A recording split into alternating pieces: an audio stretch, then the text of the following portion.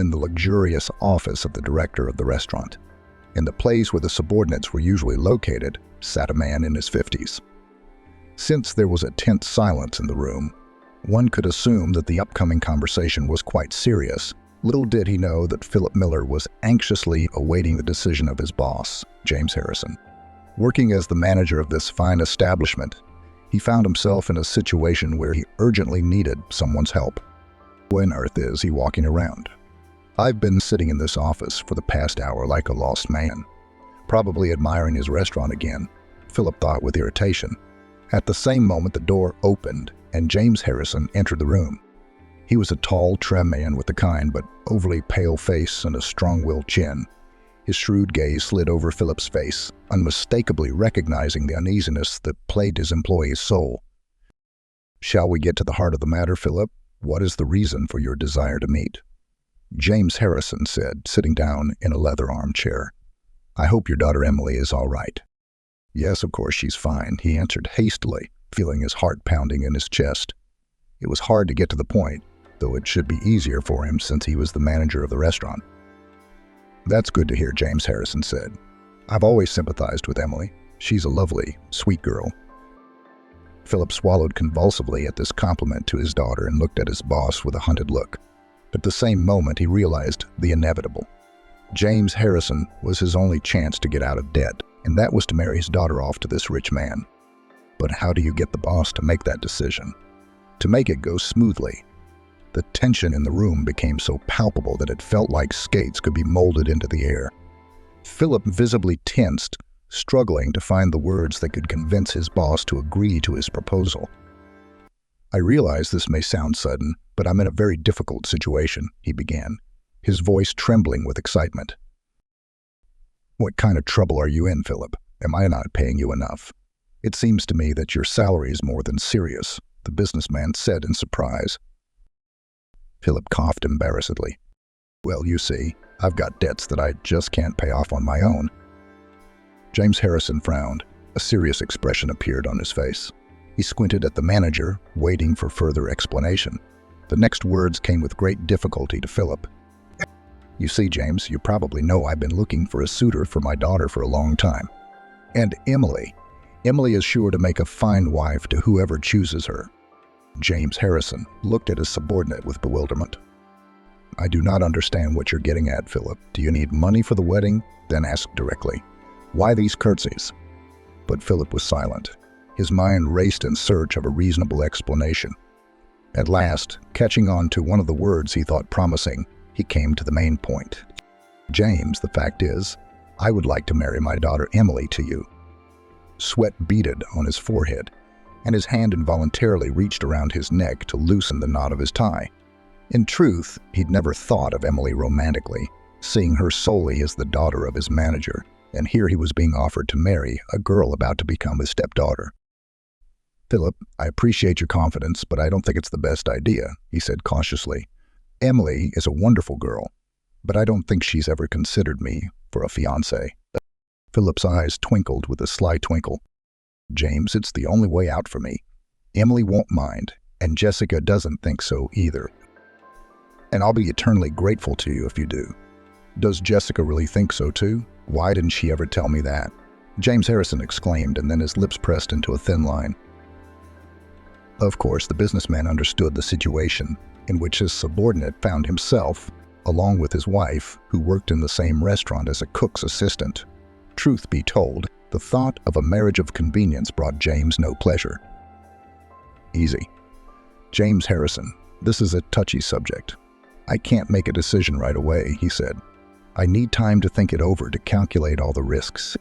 Philip looked pleadingly at his boss and tried to grasp every opportunity. "Please, James Harrison, give me a chance to make things right.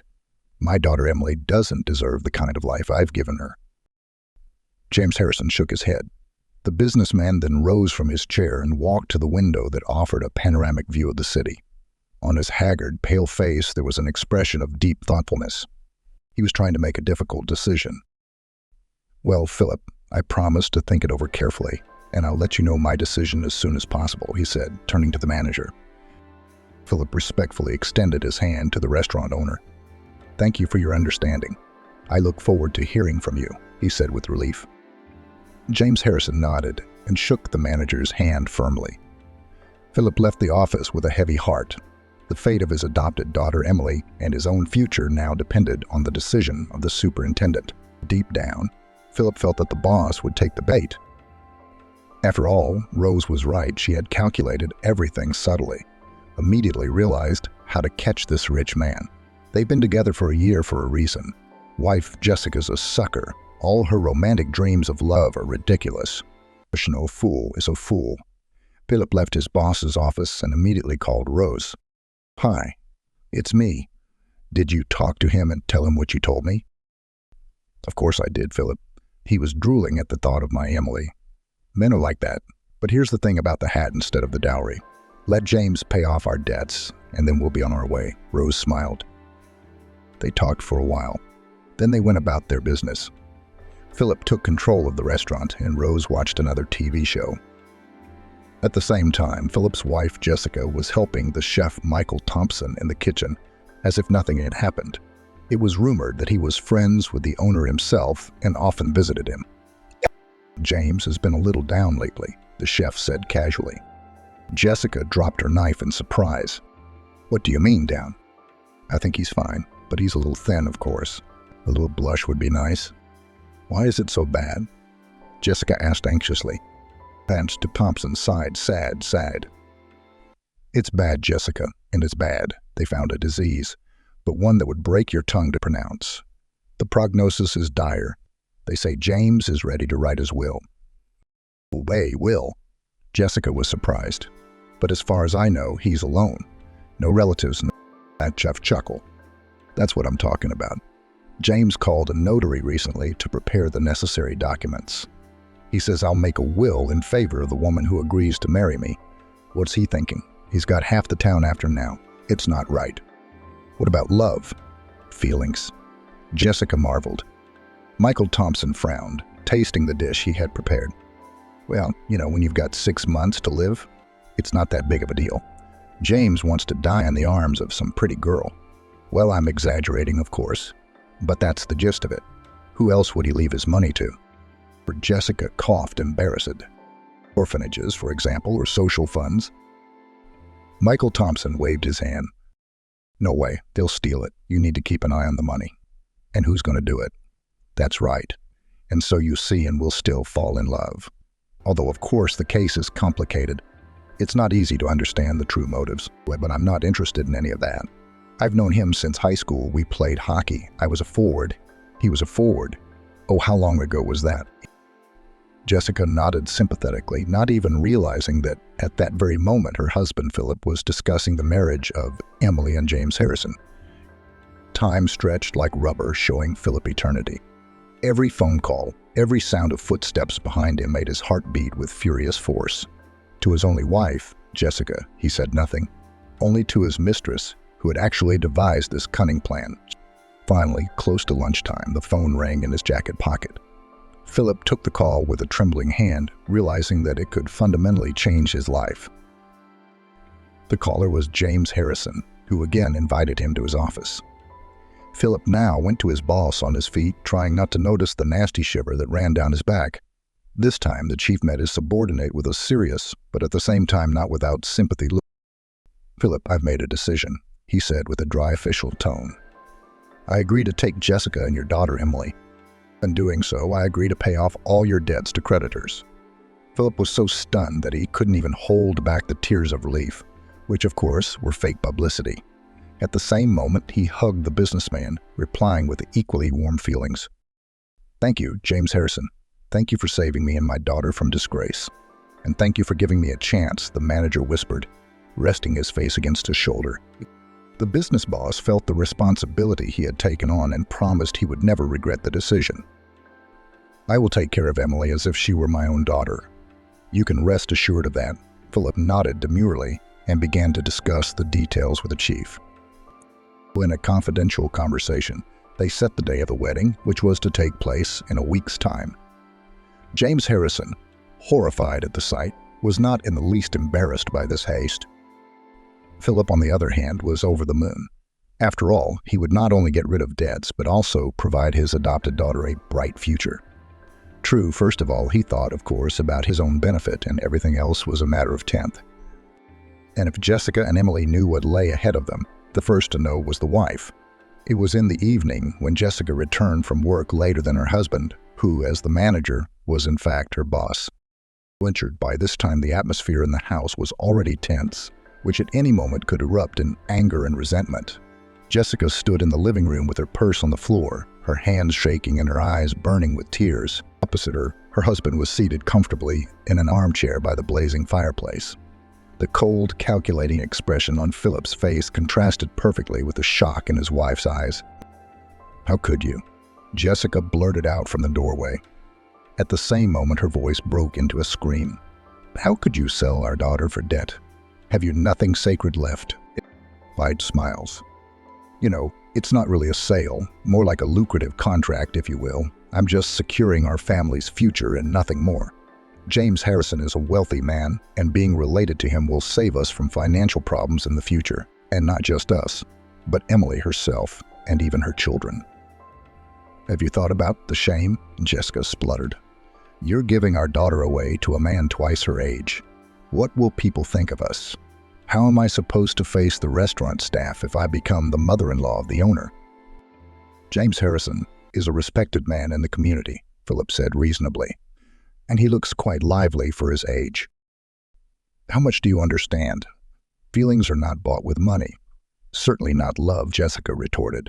"And how could you set our daughter up like that? She's a young, beautiful girl. Yes, she deserves much more than to be a pawn in your financial scams." After his wife's words, Philip instinctively looked around, although he knew perfectly well that Emily was still at work. A nurse in therapy sounds proud. 24 hours a day at work and not much profit. But now that she was gone, Philip decided to continue the awkward conversation. "This isn't about toys, Jessica," he exclaimed angrily. "This is a matter of life and death. And first and foremost for you, dearie, we're on the verge of ruin. And James Harrison is our only chance to save ourselves. And if this wedding falls through, you won't have a job at the restaurant. Worst case scenario, you'll be selling pies at the bus stop." Tears welled up in Jessica's eyes. "Do you think it's okay that our salvation should depend on our daughter's marital status? Does Emily deserve to be married like that?" Didn't she?" Philip objected. "She deserves the opportunity to secure a secure future for herself and her future children. And what do you suggest? Bend over backwards for the rest of her life in this department. With James Harrison, she'll be living like Christ, holding a fortune in her hands," Philip said confidently. "No, what are you talking about? Our daughter deserves to be loved." "Philip, but why should she have his money when James Harrison is seriously ill?" Jessica insisted. "She doesn't need wealth. She needs real feelings." Sick. That's a good one. I didn't know that," Philip said in surprise. "Then she'll be an heiress sooner, won't she?" "She'll be rewarded with your love," Jessica said bitterly. "Nonsense. A fiction. A luxury we can't afford now. But money is something else," Philip replied without blinking an eye.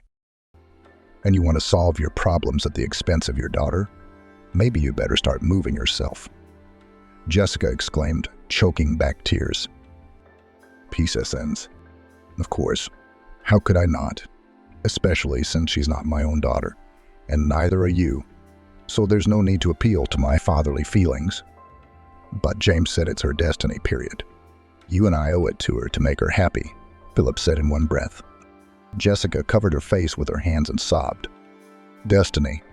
What do you know about it? We're going to ruin her life, you know, and Emily is my own daughter. So what if I took her from an orphanage? It's not the mother who gave birth. It's the mother who raised her." Philip's cheeks are flushed with anger. "My mother is an orphanage, the daughter of an alcoholic. Are you out of your mind?" "Yes, I agreed to the custody arrangement and took care of her all this time. I'm still taking care of her now. You hear me? And if you get it in the way, I will tell Emily the truth. You don't want that, do you?" "So calm down, Jessica. Think about your family and use your judgment. It's just the way it is. You don't want us to end up on the street, do you?" Jessica slumped her shoulders, shaken by her sobs, her heart breaking with worry for her daughter's future. She knew Philip was right, and though their family was on the brink of ruin, James Harrison couldn't be their only hope, not at this price. No, not at the cost of their only daughter's fate. "No, I can't do it, Philip," she whispered. "I can't sell my daughter. I'd rather be on the street, but not this." Philip smiled smugly, then took the poker and began to stir the embers in the fireplace, making sparks fly in all directions. "You've already done it," he said, calming down a little. "Yes, Jessica, you've already sold your daughter. From the moment James and I signed the prenup papers." Jessica looked up at her husband in surprise. Her eyes were full of pain and despair. "What prenup? What are you talking about? We can still back out. We could apologize to James Harrison. He'll understand, won't he?" With a sneer. Philip interjected. "Yes, he'd destroy us if he knew we'd changed our minds. He already treats us with contempt, treats us like servants. Fetch, serve, and get out of his sight. Don't think he'll forgive us for this." Jessica recoiled from her husband. At that moment, her heart almost burst with pain. Truth be told, she still couldn't believe that Philip was so easily willing to sacrifice his daughter's happiness for his own gain. "You monster," Jessica shouted. Do you hear me? I hate you." Philip gave her a scornful look, but did not reply. He simply got up from his chair and walked out of the living room. Jessica still stood there, unable to take a step, her whole body trembling. She knew that her husband would never change his mind. That meant Emily was doomed. While Jessica and Philip were discussing their relationship, James Harrison was sitting in his office watching the fish swimming in the aquarium. The businessman was not feeling well. Painkillers practically did not help, so he felt a strong decline in strength. In his head were born thoughts of how to burn a profitable alliance with Emily. God, marrying Philip's daughter. What if it didn't work out? But he was on the verge of bankruptcy. It would be an ingenious move on Philip's part to get him out of financial trouble. James cringed at the thought of it. At 49, he already felt like a real old man. And then there was this disease. It had aged him in a matter of months. Did he need this wedding? A difficult question, and one he didn't know the answer to. He also doubted Emily's motives. Would she truly love him, or would she be just an obedient tool in her father's hands? The thought of a marriage based on mutual gain was unpleasant to him. In truth, he wanted true love, the union of two hearts. Besides, a marriage with Emily could ruin his reputation, because people will surely whisper that he is a cold-blooded, calculating rich man, ready to do anything to satisfy his own ego. Emily is beautiful, of course, but is she intelligent, kind, sensual? They've barely spoken to each other. What if she doesn't like me? Looking at his own reflection in the mirror, James whispered. The businessman's doubts increased when he realized he was overestimating the importance of the union. After all, most marriages of convenience last for years. What's easier for everyone? One pays, the other bathes in luxury. You me, I you, nothing complicated. The usual scheme of human exchange based on the sale of feelings. It's all right. But James wanted to feel truly loved, desired, not just a tool in someone else's hands. Not an easy decision, but you have to weigh it carefully. And he had to be honest with himself, with Philip and Jessica. But maybe there's another way that doesn't require sacrifice. Maybe I could find a way to help Philip without marrying his daughter. James asked himself again, wiping the mirror with the palm of his hand. Little did he know that this was what he had been doing for the past few years, without any close friends. James Harrison was talking to himself, as if he were talking to his twin brother on the other side of the mirror. Sighing sadly, the businessman stood up and walked to the window. The city, too, had been swallowed up by twilight. The lights of lanterns and signs pierced the darkness like the identifying lights of ships heading toward a strong beacon. For a moment, James felt so alone that he wanted to howl with longing, and yet there were so many people hanging around. But James needed someone who could understand and share the last days of his life with him.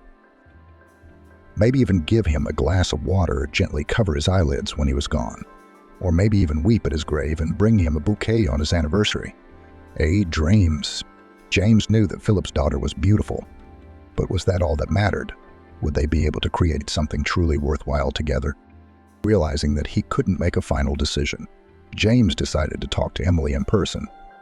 To do this, He was going to call her to his restaurant tomorrow to observe her manners and words.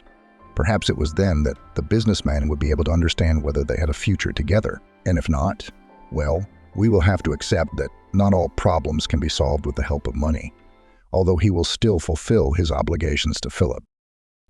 After all, James considered himself a man of his word and was not going to break it, even in the face of his own death. How long did Dr. Thompson give him? A month? 3? Could he be lucky enough to last 6 months? Unsure of his theory, the businessman decided to call Emily the next morning, since he knew for a fact that tomorrow was her day off. Probably in this whole amazing story, Emily was the only one who didn't know until the last what was going on around her and what her parents and the businessman were up to. In the life of a young nurse, Emily also changed, and the kind that if her father found out about it, he would definitely go into hysterics, sputtering saliva and stomping his feet. It all began a little over a week ago. That morning, the rays of dawn were barely breaking through the blinds as Emily, a nurse on the therapy ward, prepared to turn in for her shift. But she was in for a bitter disappointment as the shift nurse, Felipe, had not shown up for work. Well, once again, the superintendent called her into the office. Emily thought bitterly. She, in turn, had spent a sleepless night tormented by doubts and fears. As it happened, not only was her place as a nurse on the ward at stake, but also the life of a man who was on death's doorstep. It all started with the fact that, late in the evening, a man without documents was brought to them with signs of severe pneumonia. He was brought by a city cab driver who could not pass by, because this vagrant collapsed on the hood of his car while crossing the street. At first, I thought he was just trying to get money from me, set me up. But when I touched his forehead, I knew. He's got a high fever, the driver said as he pulled the unconscious guy into the squad room. Emily nodded and helped pull him into the corridor. The tramp's condition was clearly critical, and without treatment, he had no chance of recovery. Thanking the cab driver, Emily, at her own risk, decided to give him first aid. As she did so, she saw in the stranger's eyes a strength of spirit and will to live that was felt on a subconscious level. Despite the disapproval of her colleagues and the threats of the doctor on duty, Emily made the bold decision to go against all odds. At her discretion, she introduced additional procedures and stayed with the patient throughout the night, providing not only medical but also psychological support. The night dragged on for an agonizingly long time. "What's your name?" After checking the patient's temperature, Emily asked. The boy shuddered and then slowly opened his eyes. "Victor. My name is Victor," he whispered. "That's good. Rest until morning. There's still time. We'll see," Emily whispered. Victor's condition improved a little and then worsened again. Emily did not leave his bedside for a minute, watching his every breath and movement. She believed that despite all predictions, the tramp would make it through the morning. Her perseverance and dedication began to bear fruit. By the time of the first shift, Victor's breathing had become more even, and his temperature began to gradually drop. But when ward manager Robert Stevenson came to check on his progress, he was surprised and shocked by what had happened. "Emily, who is this guy? And what right do you have to treat him as you see fit? Why did you give him a private room? Aren't you taking on too much?" he asked defiantly. Emily shuddered and began to explain what had happened. Even though the patient was doing well, she was still in danger of being fired. But she didn't regret her decision. She had saved a man who no one had given a chance, and that was more important to her than her own career. "I've seen a lot of things, but this, why on earth would you bring him to the station? Did you know we're having a ministry inspection at the clinic today? You should at least listen to the doctor on duty. Well, call a cab and get out of here with your tramp." Robert Stevenson stated unequivocally and pointed at the door. At that moment, Victor opened his eyes and understood everything without words. Staggering, he got up from the bed, got dressed, and disconnected the drip. "Good boy, you got it right," the superintendent muttered. Emily shook her head contritely. What could she do? But she couldn't take the patient home with her. Her father would make a scene, and she didn't want that. She could treat the vagrant remotely, though, giving him injections at another place she'd only recently learned of in her unenviable position. It was the only right thing to do, and so it had to be done that way and no other. Victor, on the other hand, took it calmly. He did not push pity, and also did not become hysterical or beg to leave him in the hospital. He dressed silently and, nodding goodbye, walked toward the exit. Emily looked at the superintendent with a mute reproach in her eyes and, without saying goodbye, followed, supporting Victor by the shoulder. Emily led him hurriedly to the cab. The tramp's pale cheeks seemed whiter than snow in the sunlight, and his gray eyes expressed almost nothing that they should have. "Where are we going?" He wheezed in a weak voice. "Someplace safe. Someplace where you'll be taken care of," Emily replied. Luckily, the cab stopped right by the side of the field. She carefully placed Philip in the back seat, then handed the driver a slip of paper with the address of an abandoned house on the outskirts of town that served as a shelter for the homeless. As the cab moved forward, the hustle and bustle of the city was replaced by abandoned industrial neighborhoods. The landscape of parks turned into weedy wastelands. Gleaming high-rises gave way to the dilapidated houses of the poorer neighborhoods. The cabbie drove in silence. He didn't want to start a conversation with the tramp, and this despite the fact that Philip behaved decently and looked almost nothing like a homeless man. Finally, the car stopped in front of a dilapidated two-story house. The brick facade of the building was cracked like an old man's face. The windows hadn't had glass in 10 years, if not more. A sign that read "House of Mercy" hung from the moldering wooden doors. Emily carefully opened the door and helped Philip out of the car. The cool spring air finally knocked the heat from his exhausted body. After paying the cab driver, Emily and Philip entered the dimly lit hallways that smelled of dampness and disinfectant solution. At the same time, a slouching figure in a white coat advanced toward them. Emily recognized her. It was Rose, a nurse who had been in the same group at medical school. They had chosen very different jobs. Emily became a nurse in the therapy department, and Rose became a nurse in a shelter for the homeless and destitute. Together they took Philip to a tiny room where they laid him on an old, creaking bed. A small window barely let in the dim light, highlighting the dusty ceilings and shabby walls. Philip's body began to shake again. Rose took out a thermometer and put it to the tramp's chest. The man's heart was racing as if he had just run a 100-meter race for time. "He has severe pneumonia," Emily explained. Had treaded glum. "He needs antibiotics and oxygen."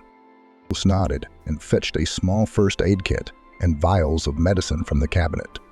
With confident movements, she injected the antibiotic into Philip's vein and put the oxygen mask on his face. The trembling in the patient's body gradually subsided as the medicine began to flow through the IV into his body.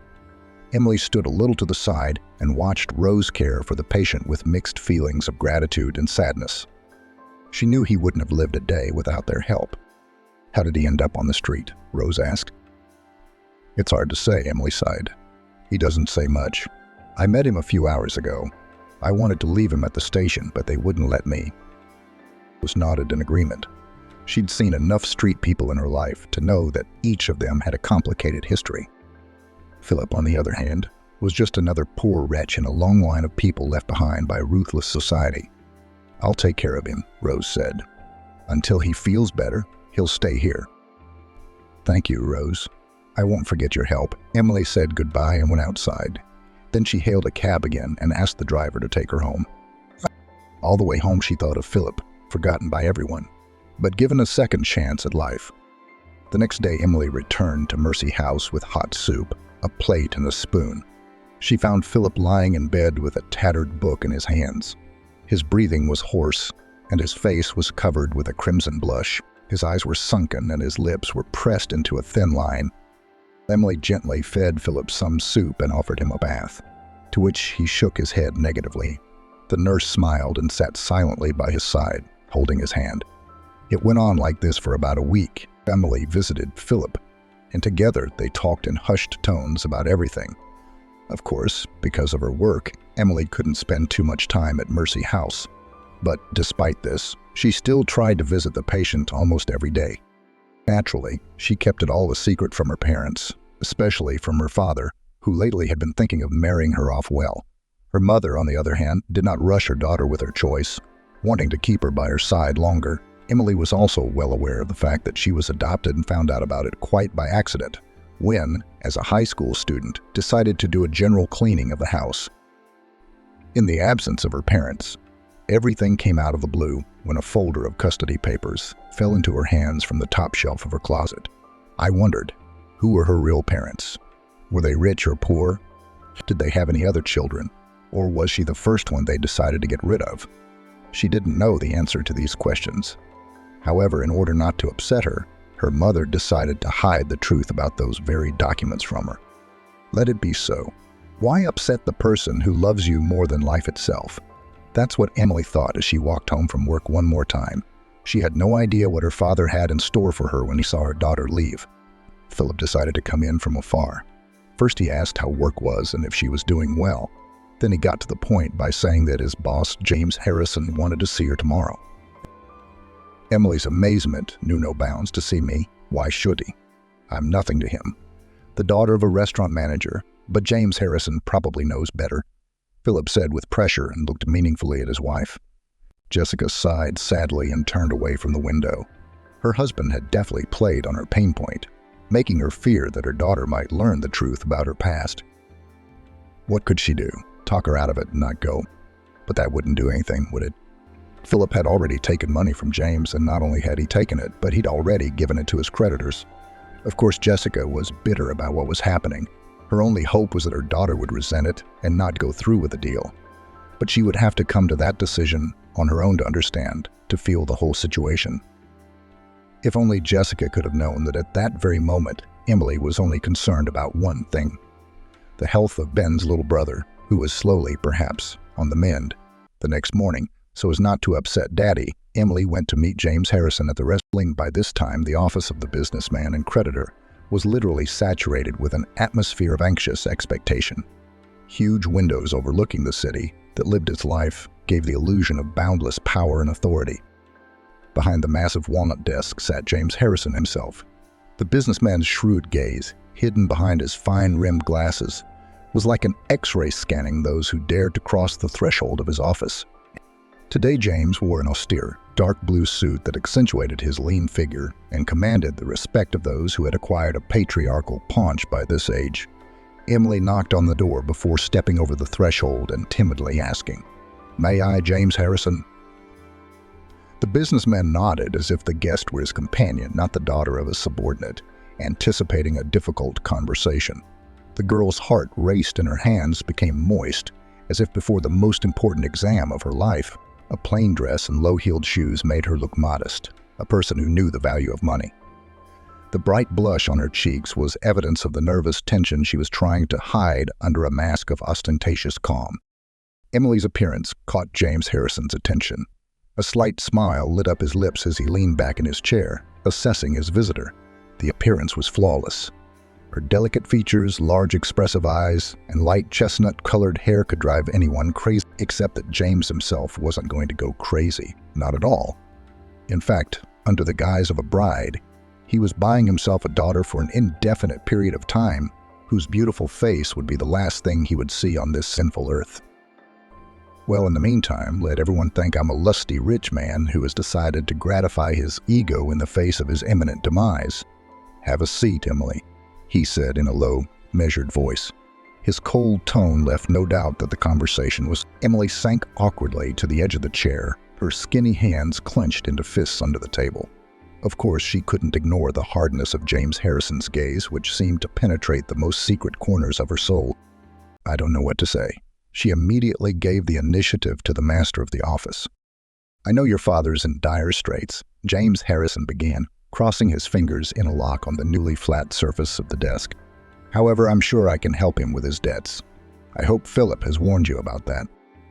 The businessman's words had an icy shower effect on Emily. The surprise took her breath away, and tears came to her eyes. "But my daddy didn't tell me anything about the debts," she whispered in a voice shaking with despair. "Okay, I didn't really doubt that.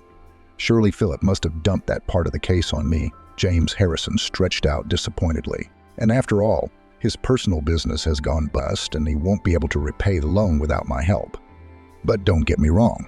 It's not like I'm a charitable organization. I have obligations too." Emily felt that the businessman was leading her to something important, something that would change her life completely and irrevocably. For better or for worse. "I'm sorry, I don't understand what this is about," Emily asked timidly. James Harrison sighed sadly, displaying a complete semblance of compassion. "Believe me, I'm really, really sorry, Emily. I understand this is a difficult time, and your father was doing the best he could. Except we're talking about a considerable amount of money, he said. And even if I were to agree to be a guarantor to reimburse the creditors, I'm not sure your father would be able to handle the payments. Please give my dad a chance, Emily pleaded, and her eyes immediately filled with tears. I won't let you down. Would you like me to work for you for free on the weekends? Or write promissory notes in my name? Just save me. The young girl's tears involuntarily broke James Harrison's restraint, forcing him to relive some of the less pleasant moments in his life. And after all, he hadn't gotten to the most important part yet, but how to tell this innocent-eyed girl what he was really up to. Where to get the nerve not to burn with shame? Thinking about it, James looked away, unable to withstand the direct and emotional appeal. There was silence in the office for a while, broken only by the ticking of the wall clock. Finally, James Harrison looked at Emily again. For the first time since their meeting, something resembling understanding flashed in the businessman's eyes. All right, Emily, he said, pronouncing her name slowly, as if hearing it for the first time. I'm willing to give your father a chance, but you must realize that if you don't fulfill your obligations to me, your father will be in serious trouble. Hope shone in Emily's eyes, and the tears and sadness on her face were replaced by a wide smile. Thank you, she uttered with relief. I won't let you down. Don't even doubt it. And what do I need to do for you to get your father's debt paid? James Harrison turned pale, realizing that the moment of truth had arrived. Here he would gather air in his chest and say what Philip could not say. Just don't drift, the man mentally told himself. Finally, realizing there was no turning back, he said in a choked voice, You must be my wife, Emily. Emily flinched and pressed her back against the back of the chair. A wife.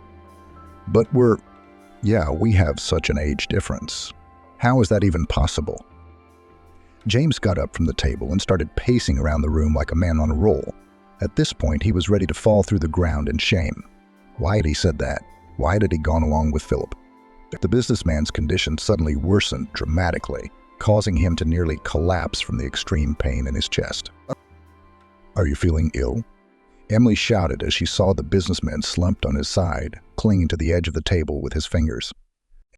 No, it will pass surely. Now, just a little more. The pills are in my jacket pocket, James whispered, losing consciousness. Even though Emily was a nurse, this was hardly the first time she had encountered something like this. I'm going to call an ambulance now, she exclaimed through tears.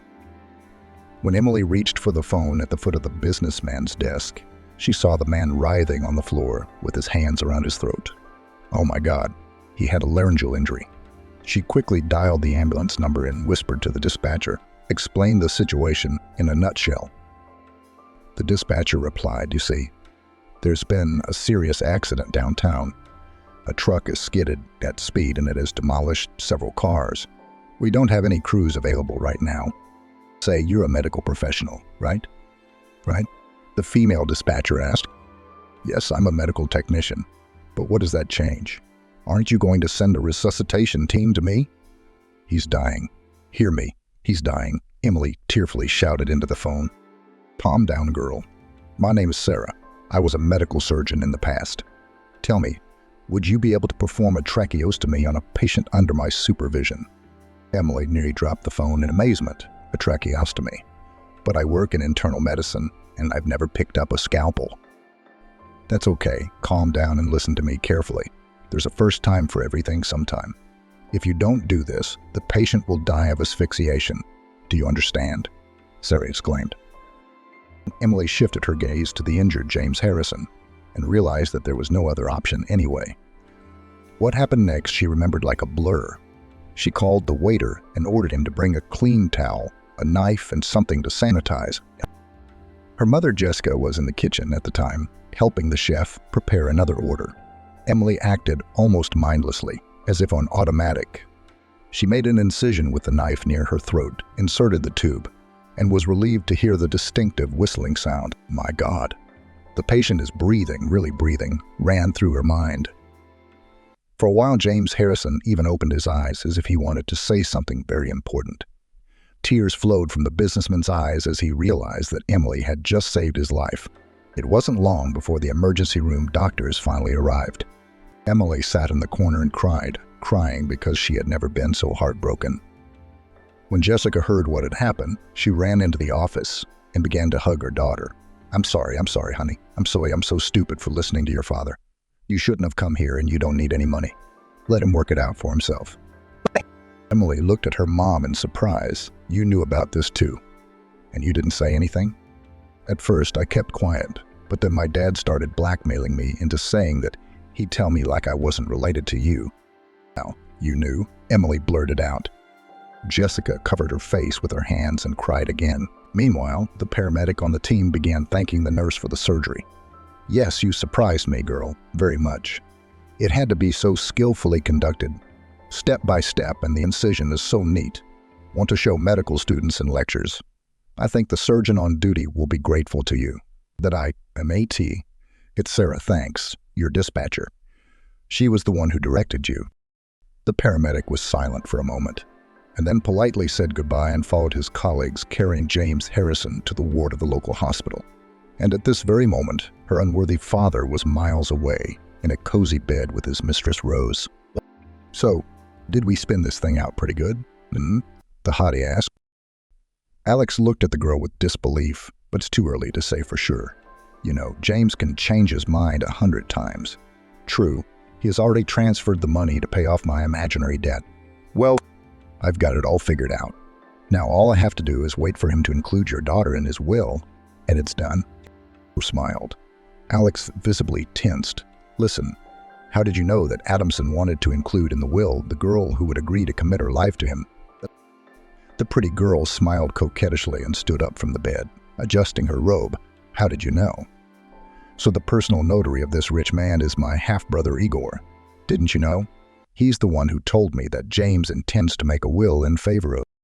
You don't know who you're talking to, you know? So I decided to use your Emily.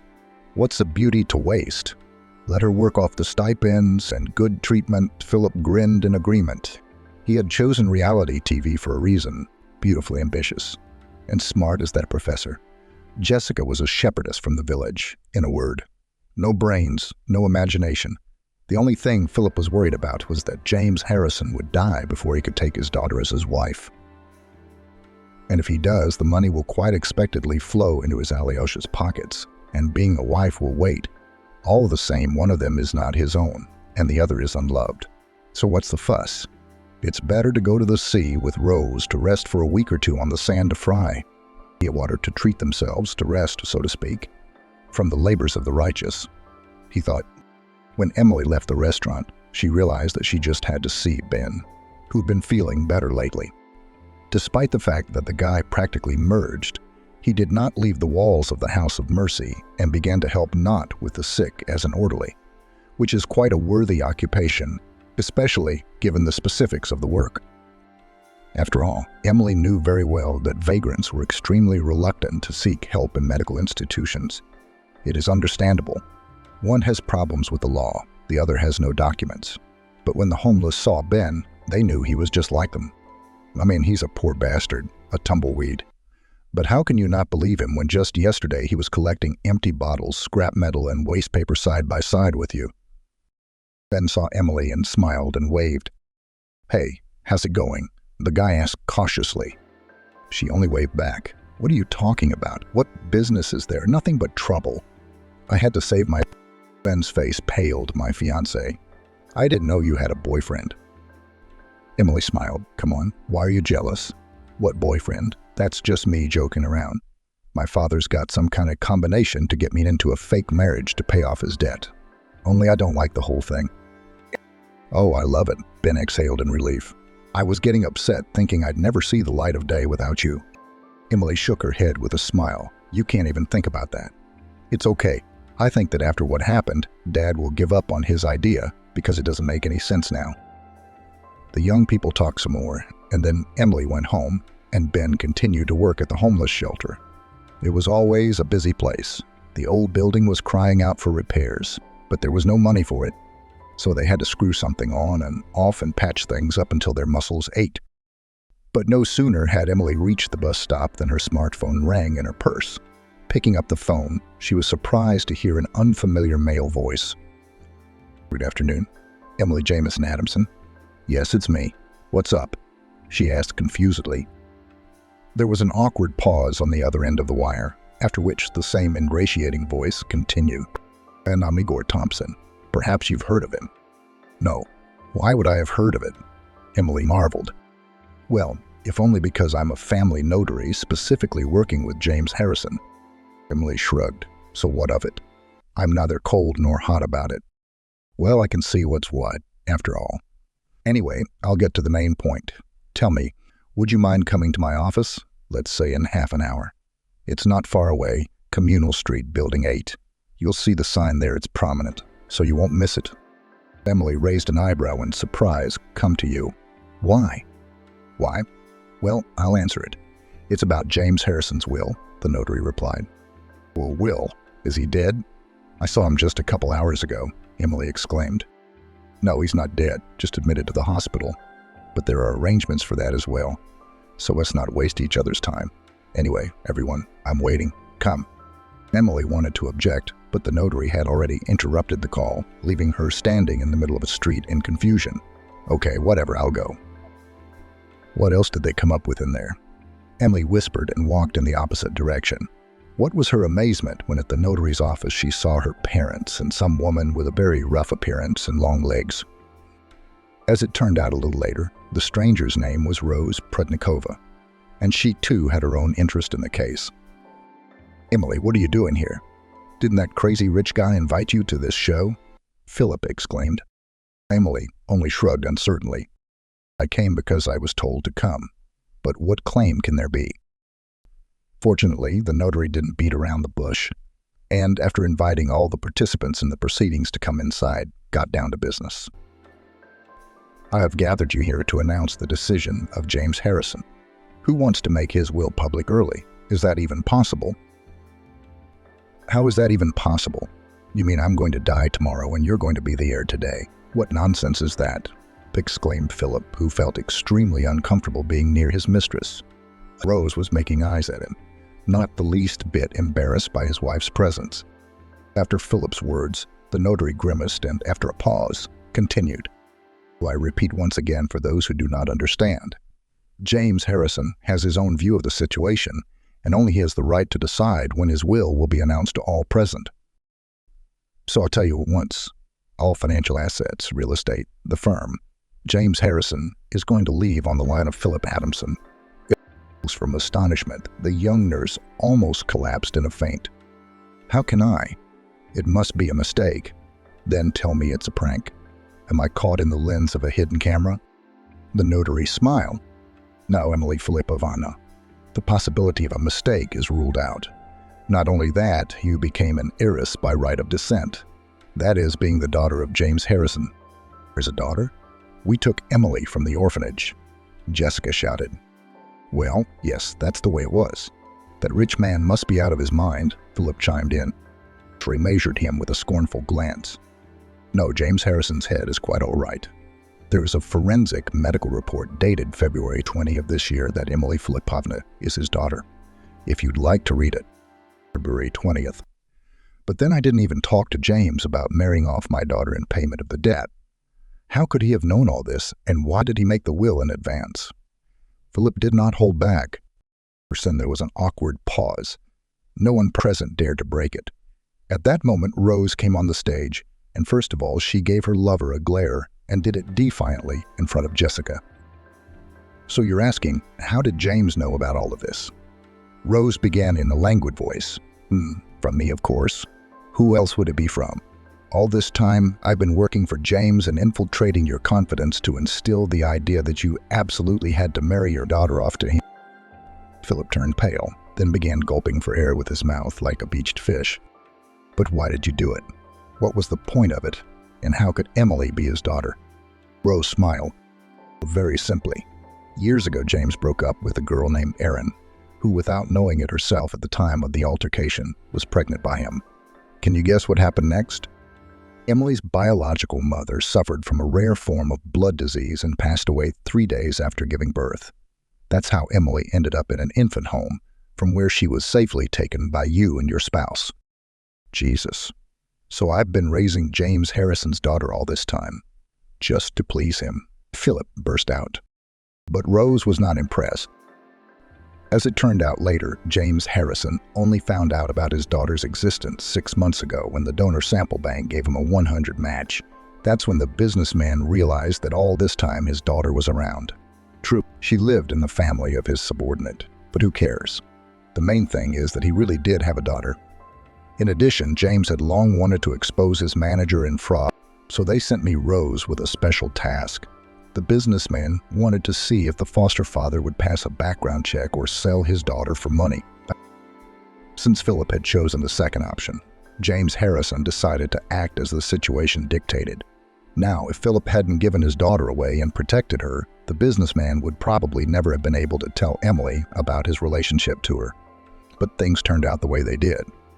Seeing her adoptive father in such an unflattering light, Emily waved her hand and left the notary's office in tears. Her mother ran out after her and decided to get a divorce.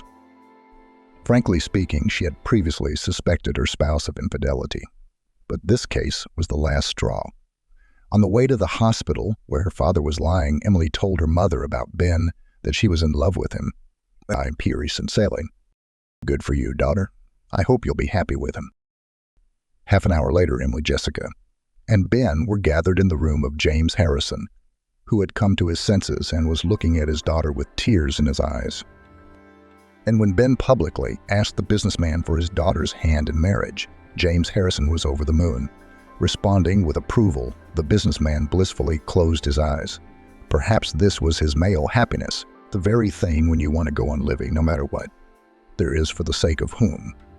After buying a bouquet of lilacs from the little girl, Oberon reluctantly shuffled home. Barely entering the apartment, she froze. Aubrey was funny, such a sweet and cozy woman. Such cute, a little ridiculous individuals made her face involuntarily blurred into a smile. For some reason, it became immediately clear that before you a good-natured person who will not do meanness, will not betray, is not sick of dirt. Where did such confidence come from? Small height, dense build, hilarious redhead, all some kind of sunny, with a scattering of freckles, bright blue eyes, chubby pink cheeks. She walked on the ground a little lopsidedly, like a bear cub, a marvelous shade. People with this appearance from childhood teased red-haired clown. Oberon was not exempt from this fate.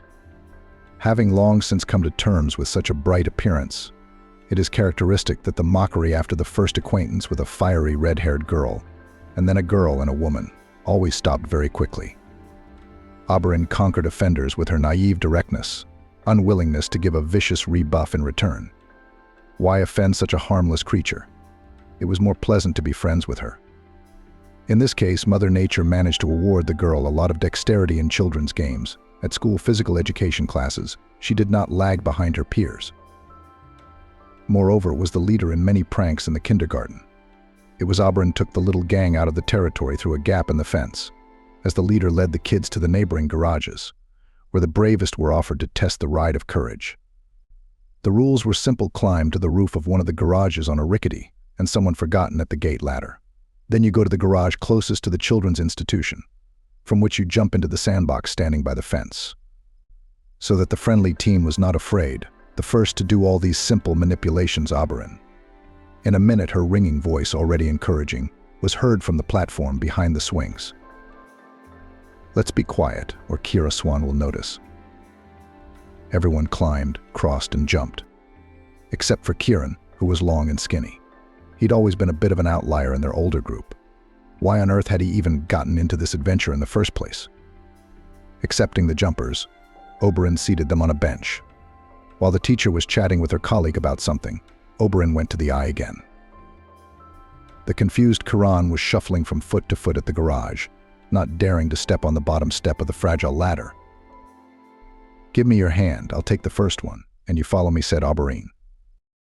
From the garage, too, jumped off with a strong duet. Hand in hand, with briefcases later, they went to the same first grade. The irredeemable ones, the little bully Oberon, and the unintelligent Kieran. She dragged him along with her in all her mischief. They walked from school past the fountain near the plant office, the furniture factory. September is still hot in their southern town, and they are tired after school. Why not cheer up? At home, Oberon has only an old grandmother. She won't notice they're both wearing their school uniforms. jump over the edge to where the water's up to their waists. Gracious coolness, tight jets of water falling from above. It's great, especially since Kieran's mom has no time to take care of him. For months he was in the care of a nanny, always trying to escape to the house of a girlfriend, where cozy smells, delicious buns and cherry compote. A 3-liter jar with this sweet delicacy is never outnumbered here. They come quietly in wet clothes. Kieran even had an old tracksuit to change into. And they would come to their grandmother were hungry, were exhausted. So they grew up in this modest old-fashioned apartment with carpets on the walls, crystal on the shelves, an empty chest of drawers with thick fluffy plaids, in which they wrapped themselves in winter, the two of them to watch their favorite cartoons about Tom and Jerry on TV. Oberon's parents were oilmen who spent their whole life somewhere near a drilling rig, designing it themselves, then controlling whether there were any failures in its work. They would go to their daughter's house for a couple of summer months, and then all together they would go to the Black Sea. It takes only 5 hours to drive from them to the coast. It's a paradise there. The salty reservoir rolled on the sand or pebbles with foamy waves. The sun covered my skin with bronze tan. Palm trees and magnolias glistened with foliage. The last representatives of tropical flora also dizzy their heads with the sweet, fragrant aroma of their white, graceful flowers. There was even an amusing incident in their family. One evening, while everyone in the boarding house was at a dance, Oberon's father, Vincent, climbed a tree and plucked a fragile magnolia flower for his wife. In the room, they put it in a water pitcher. It's a good thing the maid stopped by before they went to bed to see if they needed anything. "You're out of your minds, dear guests," she gasped. "It is good if you just have a headache from this insidious plant. And there are cases of people with allergies, which reaches anaphylactic shock." One tourist, the same fan of romance and magnolias, from us once barely managed to get to the hospital. Without waiting for objections, the maid quickly picked up the jug of already fading beauty and took it to the balcony. "That's where you go and admire it," she grumbled. "I'll bring you another container for drinking water. What do you think you're doing, poisoning yourselves here in our institution?" The next day, Vincent dutifully went to the local market and brought his red-haired wife a bunch of large daisies and a large watermelon with thick black seeds and bright red, juicy flesh. The incident was exhausted, and the new experience was recorded for the future. By the way, Oberyn had been born such a pretty redhead for a reason. She was a smaller version of her mother, Stacy, a carbon copy of herself. Vincent, who had come to the windows of the hospital on the day of Auburn's birth, couldn't contain his emotions. "Yes, Stacy, you're obviously two golden red-haired creatures in one family. It's a treasure trove. There's a reason you were so toxic the whole pregnancy. Our daughter could braid her hair out of that fire fleece." When in her childhood, after watching a cartoon about a red-headed redhead tried to start complexes because of her hair color, Stacy stopped them once and for all. "Daughter, take a good look at me," Stacy said. "Has my hair the color of shiny copper ever hindered me in life? My red locks, like a generous sun kissed on the top of my head. You're always on display, always bright and always happy. Your life, too, will be if not a constant celebration, then certainly not a boring every day. Believe in yourself, Abby. Appearance is a shell. I wish you had a heart of gold. Good people get back 100-fold the warmth they give, even if they forget the good deeds themselves." Oberyn remembered her mother's words from that time. It was as if she had stamped on a metal surface an inscription dear to her heart, the kind of engraving one usually writes on commemorative gifts. She loved her parents fanatically, despite the fact that she had seen little of them. And now her now gray-haired enthusiasts, Vincent and Stacy, were away working on new drilling technology. How many young engineers are there around? And no, if something complicated is being implemented in a distant enterprise, Vincent and Stacy are as good as gone, Oberyn thought. She had long since gotten used to their long absences, having learned to be quite independent after her grandmother's death. She'd gotten married early, almost right out of high school. A young married lady is not a big deal. You have to live up to your status. Oberyn's husband was that childhood and youthful friend, the unforgettable Kieran. They had been so used to being inseparable since kindergarten that their marriage was taken for granted. Love is different, isn't it? Some people build relationships on the flames of passion, while others spend a long time choosing, courting, and pursuing the object of their desire. Kieran and Abby had another version, which is usually called love friendship. It seems that no one sighs for anyone. Under the moon on the bench stars do not admire. Candy and bouquets in the heart does not carry.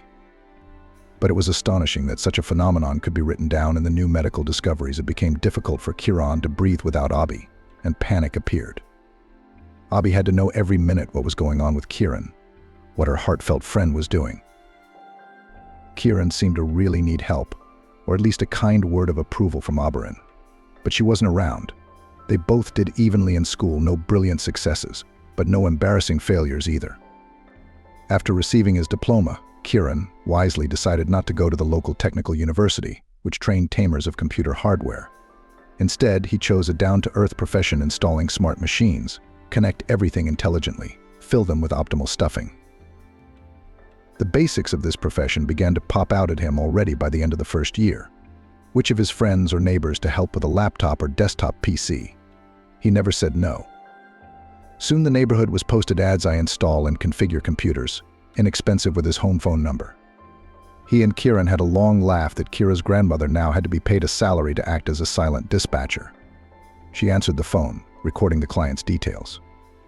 By evening, the list of those wishing to use the services of the young master was already ready. Surprisingly, there were many orders for installation and connection. Soon Kieran and Oberon could afford frequent trips to their favorite pastry shop with divinely delicious cakes and coffee. By the winter session, they had accumulated a sum of money in their unexpected expenses piggy bank. It would be enough for their common beautiful dream to see St. Petersburg in all its glory.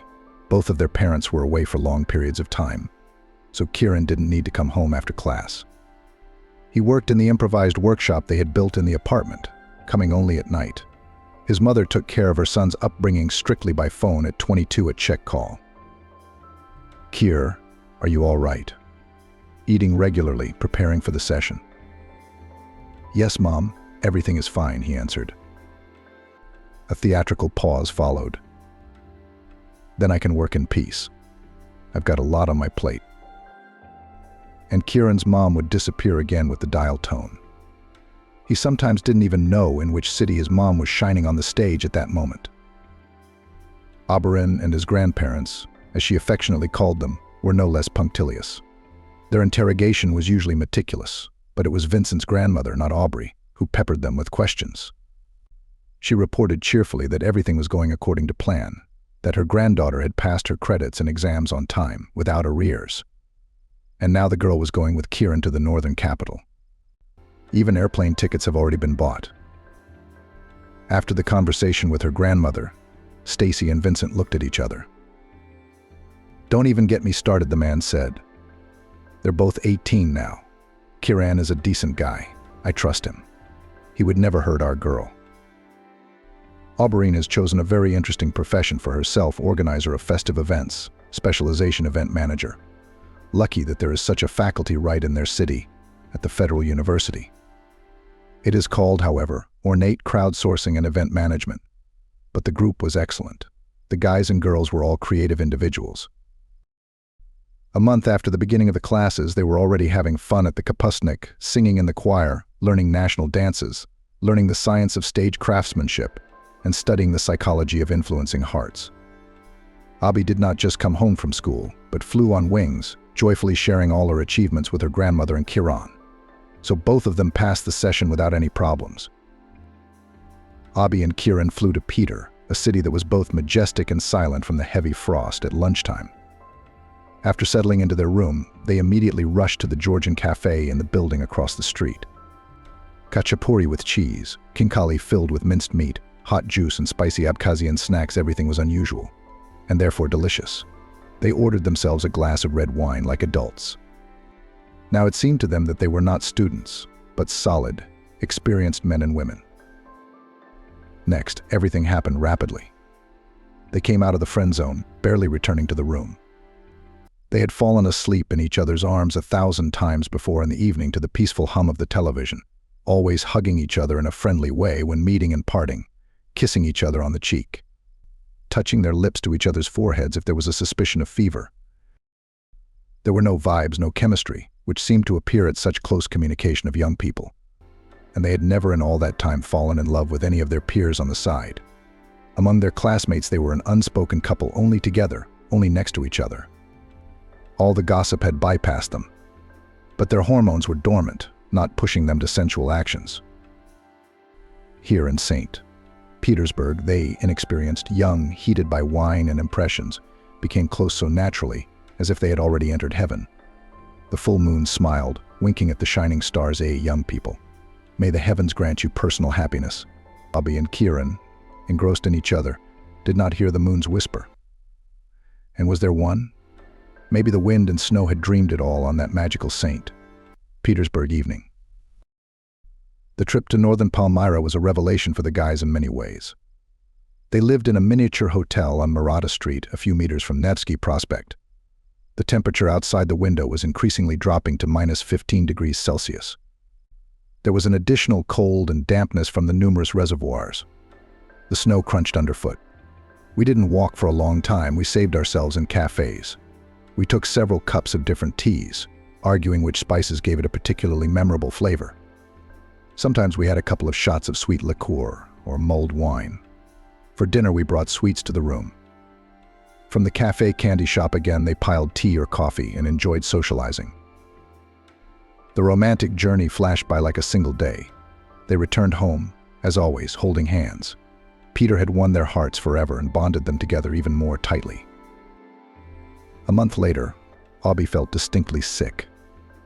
She felt nauseous in the mornings when her grandmother baked pancakes for breakfast, and in the evenings when she cooked pasta patties for her. Stacy was far away from her daughter at that moment. Abby was certainly not a naive little girl. She had long ago bought a pregnancy test from the drugstore that showed the coveted 2 stripes. She broke the news to Kieran, who immediately reassured her. "I know, my dear." "How do you end up so close to the opposite sex?" Oberon asked. "My mother won't be home for 2 months. She has another tour. I don't intend to wait for her consent. Kieran and I have decided to get married." "Make sure you tell her. We'll apply tomorrow. We'll be officially married in a month. Our baby must have a father and a mother. The decision is not open for discussion." "You, Kieran, make it simple," she said. "Where will we live, and with what money?" "It's nothing," he replied. "My mother is in a common law marriage with a new man, travels with him in cities. Then he takes her to resorts to rest. The apartment is completely at our disposal when the deadline comes. You'll take a sabbatical. I've already gotten used to the orders. Word of mouth works. Some clients recommend me to others. I've also prepared a new batch of ads with a different contact number." Mother Kieran, actress Rose Arnold, though she was a supporting actress in the local theater, but on tour in the reserve cast, went always with great pleasure. And Kieran's fathers were constantly changing. A lot of husbands, a lot of passions, so necessary for a creative person. Otherwise, how to play love on stage? In the affairs of her grown-up son, she as long ago did not interfere, almost stopped the daily evening interrogations. Rose firmly adhered to the position bad news finds people. If it is still quiet, then everything goes its way. The last man, Rose, was from the theater commercial circles and suited her most of all with his generosity. To be fair, outwardly Rose Arnold in her 50s was still very good-looking. Over 40 years old in the evening light, as she herself joked. Even detractors had nothing to say. The well-groomed coquette was already a little over 50, but she did not lift anything heavier than cutlery. She was helped by her housekeeper and her son's nanny. What an enviable life. Official marriages in the passport Rose Arnold was 3 pieces, but unofficial romances she had not countless. And who needs that boring arithmetic when it comes to Rose? She had one specialty: she could sing romances in a thick, low voice. Although she did not learn vocals and did not learn, but will raise to the sky large languid eyes with skillfully lined black pencil eyelashes, slightly raised in a graceful question eyebrow, open sensual full lips, and draggy told me, "Be you mine and I will live." Passion burning. Another man with a delicate mental organization fell into the net set Rose. Looked at her like a rabbit on a boa constrictor, hurried to fulfill any of her whims, opened access to his accounts and cash. Rose wasted no time, pampered herself, her favorite, as much as she could, knowing that she could not keep her lover for long. She had an empty, boring soul. God had hurt her intellect. but she herself considered further mental development as an empty occupation. She could not hold a conversation in a decent society. She was more silent, parading around the hall and showing another flashy outfit. Men with money are often not fools. They quickly lost interest in her and disappeared from her horizon. The trouble was that Rose, like any man, inexorably aged. Not every worthy and rich fish is no longer caught in her predatorily arranged nets. She did not want to look at the smaller specimens, carefully watched her behavior and words to keep her partner longer. And this time she did not let go of her young lover, even for a moment. Men were becoming fewer and fewer, and age was getting scarier. Vincent and Stacy took the news of Auberine's imminent marriage and pregnancy to heart. They agreed to celebrate the wedding in the summer, during a vacation, when they will be in their hometown, and Rose Arnold will have a break in the tour schedule. The young people were now leading a shared family life for two homes. After university classes, Oberyn and Kieran would go to their grandmother's house for lunch, and then go to Kieran's apartment. The boy would again fiddle with another order at home, or go out on a call. Oberyn was preparing for her seminars, running an unpretentious household. She began to take lessons from her grandmother, a skilled cook, and soon she could cook something simple for herself and her young husband. In the registry office, they were signed a month after the application was submitted. The newlyweds joked, remembering a quote from the old Soviet movie Girls With a Family: Kieran, husband and wife. "You can die laughing." And they both started laughing. Young and green, everything still seemed so magical, serenely joyful. Parents on both sides did not interfere in their life together, hoping for the prudence of children. Grandmother looked after from afar. She bought her granddaughter fruit, so that in her interesting position the body received vitamins, then gave her now legitimate grandson Kieran a warm scarf, so that he did not catch a cold running on calls throughout the neighborhood. Already spring has powerfully entered its rights. The end of April. When she opened the window, a floral scent wafted through the apartment. In their southern city, there were so many lilacs, garden, Persian, and wild. For as long as Oberyn and Kieran could remember, they had associated spring with the fluffy white and purple flowers on the branches of the shrubbery, and with bunches of blooming lilacs in the house, arranged in vases. By the May holidays, there was a general restlessness at the university at Oberyn's. There were several reasons for this. The practical exams were just around the corner, at which the students would show their acquired skills on the institute's scaffolding in the large assembly hall. The noisy competition of numbers was attended by representatives of advertising, entertainment agencies, workers of show business, movie industry, experts from television, including one of the presenters of the Central TV channel. During a program devoted to dating, one of the presenters once said worthy suitors are still puppies, and it was much the same with the Oberyn students. There were only a few really talented guys for the whole stream. Experienced producers had to keep their ears open in order not to miss a diamond that could be earned in the future. Here you could get a job, get someone's attention for a prospect, and participate in casting. By the time the performances began, Oberyn's tummy had already rounded out a bit, but to avoid drawing attention with her interesting situation, she chose the role of a red-headed clown for a defense number. Spacious bright green jumpsuit, yellow shirt with a brown checkered pattern. There was almost no makeup on her face, just a plastic tube nose, some mascara on her eyes and lip gloss. Her copper hair didn't even need to be specially styled. Frizzy swirls stuck out in all directions, as the image demanded. The committee unanimously gave Oberyn an excellent for a successful reprise. As she sat down in the auditorium to catch her breath and watch her fellow students perform, a man in an expensive suit and bright pink shirt approached her. "Hello, Oberyn. I enjoyed your number. I would like to invite you to perform at our corporate event." "Sorry, I forgot to introduce myself. My name is Andrei Vladimirovich. The details of our cooperation, if you agree, we'll discuss later." The bewildered Oberyn didn't even have time to reply as the man disappeared somewhere. She feverishly thought that this couldn't be, because it could never be. She had created her clown carrot top not for the public, but for herself, putting into his facial expressions and gestures a part of her cheerful soul. She did not expect that her experimental image could seriously appeal to anyone. At that moment, her buddy Milachka plopped into the seat next to Oberyn. "Abi, don't you get it?" she exclaimed. "The great and terrible Andrew Smolyakov himself just sat next to you. His modeling agency, Aphrodite's Favor, has girls from all over our county signing up for auditions 6 months in advance. Do you know how he was nicknamed in bohemian circles? Janie. Who? Why Janie? Mila shrugged, just jealous of his success. His nickname is the 3 R's, which means dude, dodger, and dodger. He is an excellent swindler, but what a pro. He's got a diamond in the rough. If he spotted someone in the crowd, expect a brilliant career in the modeling business, to file on the world's catwalks, fame and fans. What kind of questions would he have for you? You're a mother, you're not in the trend, and you're pregnant. Is Andrew losing his business acumen? Oberon didn't know what to say to this agitated speech. A void in her mind. She was more concerned about why Kieran hadn't returned her phone call. She was so eager to share with him that she passed the credit she dreaded with a yay. At the same time, Andrew, to whom Mila had just sung praises, was sharing a new idea with his assistant. I found a unique person, a young lady performing a skit with a red-haired clown. It will be a furor when we release her on our stage. The contrast between natural beauty and nature's jokes on her appearance. Have you seen this person? She's a walking misunderstanding. But she's a sweetheart. A mix of red hair and spontaneity. What kind of person would take her place? The other one would have burned with shame and complexes, but this one doesn't. Apparently she lives with her head held high.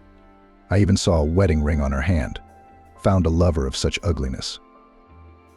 And Andrew, very pleased with his caustic humor, laughed.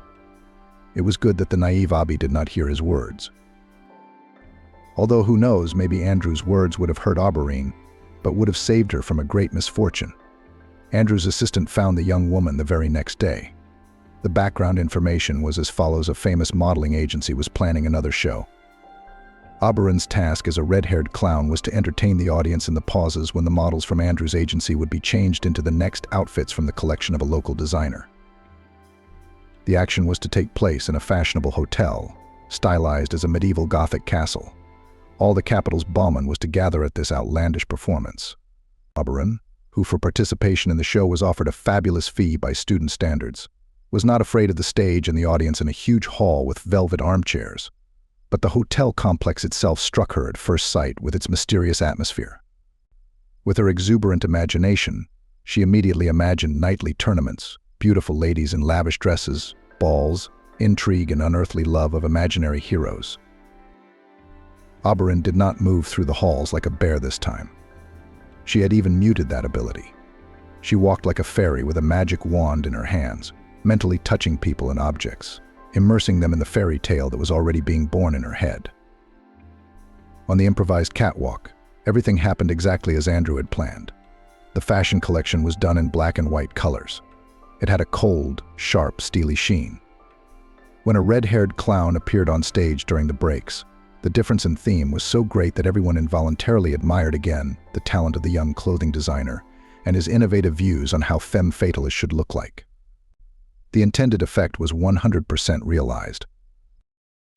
Oberyn, inspired by her successful performances in front of so many people, decided to have a little snack. A buffet was set up in the lobby bar. The mom-to-be put a couple of canopies on a miniature plate, took a glass of lemonade from the tray and sat down in a secluded place on a soft sofa. After a couple of minutes, she heard muffled voices. In one of them, she recognized the commanding tone of her local patron. "Joshua, have you seen those ginger ugly things?" "Poor girl," someone said. "You don't often see such a hopeless case of total lack of beauty. You are the very creator of female goddesses, to whom you give long, slender legs, to whom you give deep, expressive eyes. And who will you give a luxurious hair? Can you believe she has a wedding ring on her hand? I can't even imagine a man who could sleep with her of his own free will." Oberyn dropped the canapé from her hands. Andrew, a well-known person in the city, philanthropist, businessman, owner of the realm of female beauty, said all this with such contempt, as if he were talking about some disgusting insect. "You see such an ugly thing, you want to step on it and crush it." All of Stacy's words about the special charm of redheads were instantly forgotten. In her head, as if in a cramped cage, her thoughts rattled. The program is over. I don't want to wait for any honorarium. Get out of here. Out now. Oberyn ran out of the lobby bar and immediately ran into the two men talking with glasses of cognac in their hands. "Damn, Andrew, your stage vis-a-vis just heard us talking," one of them said. "Hold her and calm her down." But it was no longer possible to hold Oberon, who was rushing forward. She started rapidly down the narrow spiral staircase to the first floor.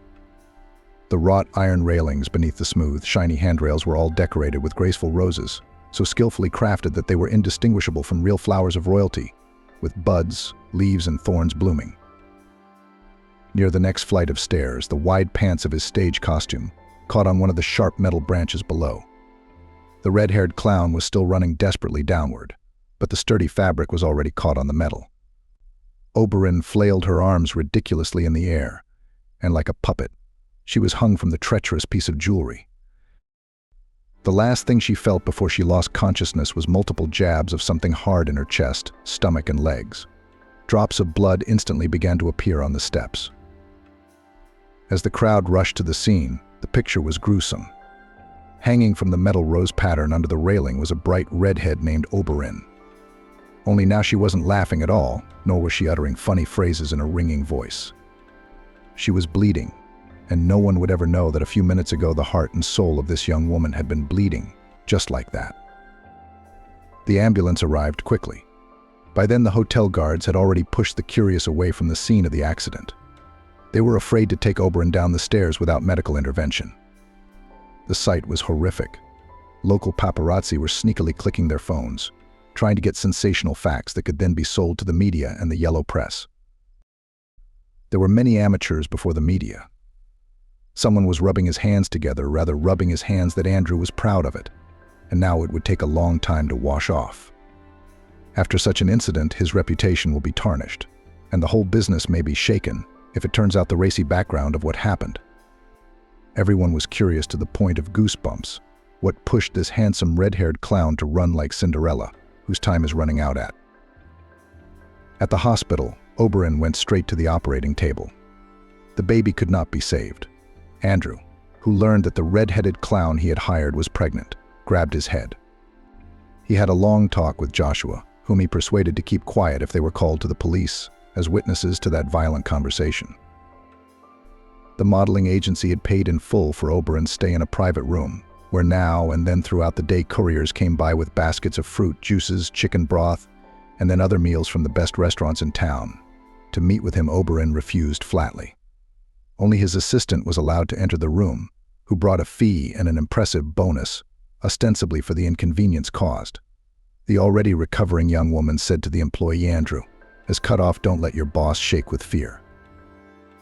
"No one will ever know the true cause of my fall down the stairs," Oberon said. "Tell him that verbatim. I'll take the money. Why not? But he's the one buying the silence. I'm the one who thought I'd done my pay and allowance honestly. This is the end of our cooperation. I no longer wish to see anyone who has the slightest connection to Aphrodite's favor. Consider it a gesture of my goodwill." The aide conveyed what the chief had said verbatim. She even thought she heard a sigh of relief. It's a dark story, she thought to herself, but she didn't say anything like that out loud. She had been working with Smolyakov for a long time. She'd seen a lot of things around his controversial business. Kieran had been by Oberon's side ever since his wife and baby had suffered that terrible accident. He had even brought their old stove from home, where they liked to cook together. He covered it and prayed over the blanket. There were bunches of lilac flowers everywhere in the ward. Its sweet fragrance always knew how to lift the mood of the red-haired clown. A few days later, earlier than usual, Oberon's parents, Stacy, flew in from the north. She spoke at length with the doctor about the future possibilities of motherhood for her daughter. The doctor reassured her. 3 years with the baby would have to wait. The operation was serious, but we managed to preserve all childbearing functions. Oberon has lost a lot of blood. She's very weak now. Let her finish her studies in peace, get her diploma, and then we can think about the continuation of the family again. Rose obviously did not consider it her duty to come to at least morally support her son's young family. She took the news of the loss of her grandson with enthusiasm. "Kieran, don't let it go to waste," she said. "This child was too early a decision for you. You've only just turned 19. What kind of father are you? You've got a lot of snot to wipe off." Kieran was mentally glad his wife couldn't hear their dialogue. The memories of their loss and the tragedy that had played out in the marvelous Gothic hotel were too sad for Oberon. Oberon did not tell her husband about the conversation she had accidentally witnessed. She was released from the hospital and went to her studies. She avidly attended lectures and practical classes. Only she never wanted to wear her red-haired clown outfit again, no matter how her teachers and fellow students asked her to do so. After the summer session, Kieran, Oberon, and her parents went to the seaside together by car. Vincent loved to drive his old BMW. What did he call it? It was old, but it was old. But it was a beast. Nothing had happened to it because at the time it had been sitting in the garage. On vacation, they traveled everywhere they could. They lived in a small village, in one of the new hotels on the beachfront. You go out on the loggia in the room downstairs, 20 meters away. The sea is splashing. Behind the fence, there was a park where the hotel guests could disappear as much as they wanted, and even for free. There was a small grove of pomegranate trees near the monument to Pushkin. Excursions were always wandering around the park itself, so Kieran and Oberon hid in a corner above the sea, next to the son of Russian poetry Alex. Here the young woman turned into the host of some holiday they had invented. Kieran became a kind spectator and in the 9th row. Who still remembers the unique creative legacy of Archie will immediately understand what we are talking about. In the evening, the rehearsed performance was shown to the parents, and there was not among the audience more grateful listeners. Oberon gradually withdrew. They spent a long time together splashing in the sea, and then went to the local market to buy amazing grapes, peaches, tart homemade wine. In the evening we had dinner on the loggia, and admired the marvelous moment when the orange ball of the sun kissed the emerald surface of the sea. Sunsets there were always fabulously beautiful. The clouds became pink, and the soul sang, flew somewhere upwards. Several times the whole family took a ride to the city. There on the quay another funny story happened to Oberon. Rather intrusive photographer with some animal on his shoulder insistently stretched out his hands to the red-haired woman and shouted. The animal turned out to be a chinchilla, which at once tangibly pulled Oberon's finger, then posed in her arms like a model, and did not want to let her go. The photographer, very surprised by the behavior of his assistant, thoughtfully said, "My Abby's instincts are impeccable. She recognizes good people with a pure heart from a mile away." The photographer didn't even understand why the family was laughing at first. Vincent eagerly explained, "You've just taken a picture of your namesakes, your Abby and our Oberon. I noticed from a distance." He and Kieran hugged their companions by the shoulders and they continued their walk along the picturesque promenade. This vacation was one of the most memorable events in Oberon's life. And then grief came to the house. Vincent's mother had died. She quietly went to heaven in her sleep. The empty apartment no longer smelled of freshly baked goods. Only the shelves of the pantry still held jars of cherry compote. True to tradition, the quiet, cultured grandmother Oberon had managed to prepare this summer season's favorite supplies. Folk wisdom says trouble doesn't come alone. It brings. The next 6 months after the death of Grandma, tragedy happened to the beautiful Rose Arnold. The accident was trivial. The actress did not want to part with high heels, even on winter boots. In a rare for the southern city period of ice, she slipped right on the tiny edge of the steps leading to the entrance. Rose took an unfortunate fall and broke her infamous femoral neck. Kieran had just turned in another winter session at the time. After his grandmother left, he and Janie had moved back into the apartment of Auburn's young parents. It had always seemed more familiar to them. And then, with a surprise from her mother, Auburn ran to the hospital to see Rose as if it were work. Her second mom turned out to be an extremely capricious woman. Kira Swan secretly left on the pretense of a touring emergency. It was as if she'd never been there. Kieran disappeared in the morning at the university, and then ran on the orders of his mother after the operation, which promised that she would be able to walk again after the injury. The ward and comforts were costly for the youth. Finally, after a couple months on hospital duty, all those expensive delicacies from the stores, morsels, specialty coffees, teas, and desserts, Rose Arnold was transported home with pomp, as if to the sound of an invisible orchestra, and settled on a disassembled sofa. Already on the way she sang Oberon, either an ode to her daughter or a romance about her love for her daughter-in-law, with a mute plea in her eyes not to abandon her in such trouble. Kieran and Oberon went to live with Rose Arnold. Just a year after that tragedy with the red-haired clown. Outside the window, the fragrant lilacs were blooming again. Oberon hoped that soon her mother-in-law would recover, and she and Kieran would live their old life again. A whole year passed in labor and care for Rose Arnold. The young woman rolled her grocery cart between the aisles at the supermarket and thought to herself, Rose's mom loves cranberry morsels. We're just out of it, and I've got to find a tea bag of chrysanthemum. They say it lowers blood pressure when it's cold. With her fracture, we don't need hypertension coming out. It's all coming from nerves. I happy, carefree living with her son Kieran, and she, at her elegant age, does not need unnecessary troubles. Oberon's confidence has been boosted in recent months by a big change in her creative field. The breakthrough came unexpectedly. Once she was rushing home after classes at the university to quickly tell her husband what topic she got in her thesis, and almost knocked down some young woman. I turned around to apologize. And it turned out to be Polyakov's assistant who had brought her honorarium to the hospital. Abi wanted to get away. The memories associated with Aphrodite's favor were too painful. But that was not to be. Smolyakov's right hand grabbed her by the sleeve of her jacket and said, "You're just what I need. I was going to look for you. And here you yourself showed up." The woman smiled warmly and continued, "You've played a part in my career. It's up to you to clean up the mess. After the accident with the red-haired clown, I could no longer work with Andrew. I felt in my gut that he had a hand in the tragedy with you. I've known his partner Joshua a long time. So it wasn't hard for me to get him to talk and find out the truth. I couldn't look at the chief without contempt after those revelations. And Adam was pretty famous in modeling circles. I quit under a plausible pretext. Soon I found a new place, cleaner, more decent. I'm now in charge of children's parties, running my own company. My business is booming. Now I myself need an assistant with a golden, untainted heart like yours. Let's try to work together." The clouds seemed to part and the sun shone brightly around her. She had always secretly dreamed of working with children. The younger generation would never discuss her appearance.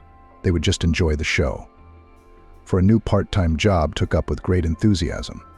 Reprisals in the play with the participation of puppets, Rostovi marionettes, a collection of colorful decorations in the entertainment office on the initiatives Oberon not spared funds. All the more. All expenses quickly paid off, she continued to generate ideas. Only the request to return to the stage red-haired clown resolutely and uncompromisingly always rejected. She had almost no time for Kieran now. But he didn't take offense. He himself disappeared somewhere for days and evenings. He came home happy. Now they could afford to pamper poor, unhappy, sick Rose with more treats, new silk pajamas with luxurious lace, elite grapes, wine, which Rose used to treat her nerves. After the operation was a year, but the promises of doctors have not yet come true.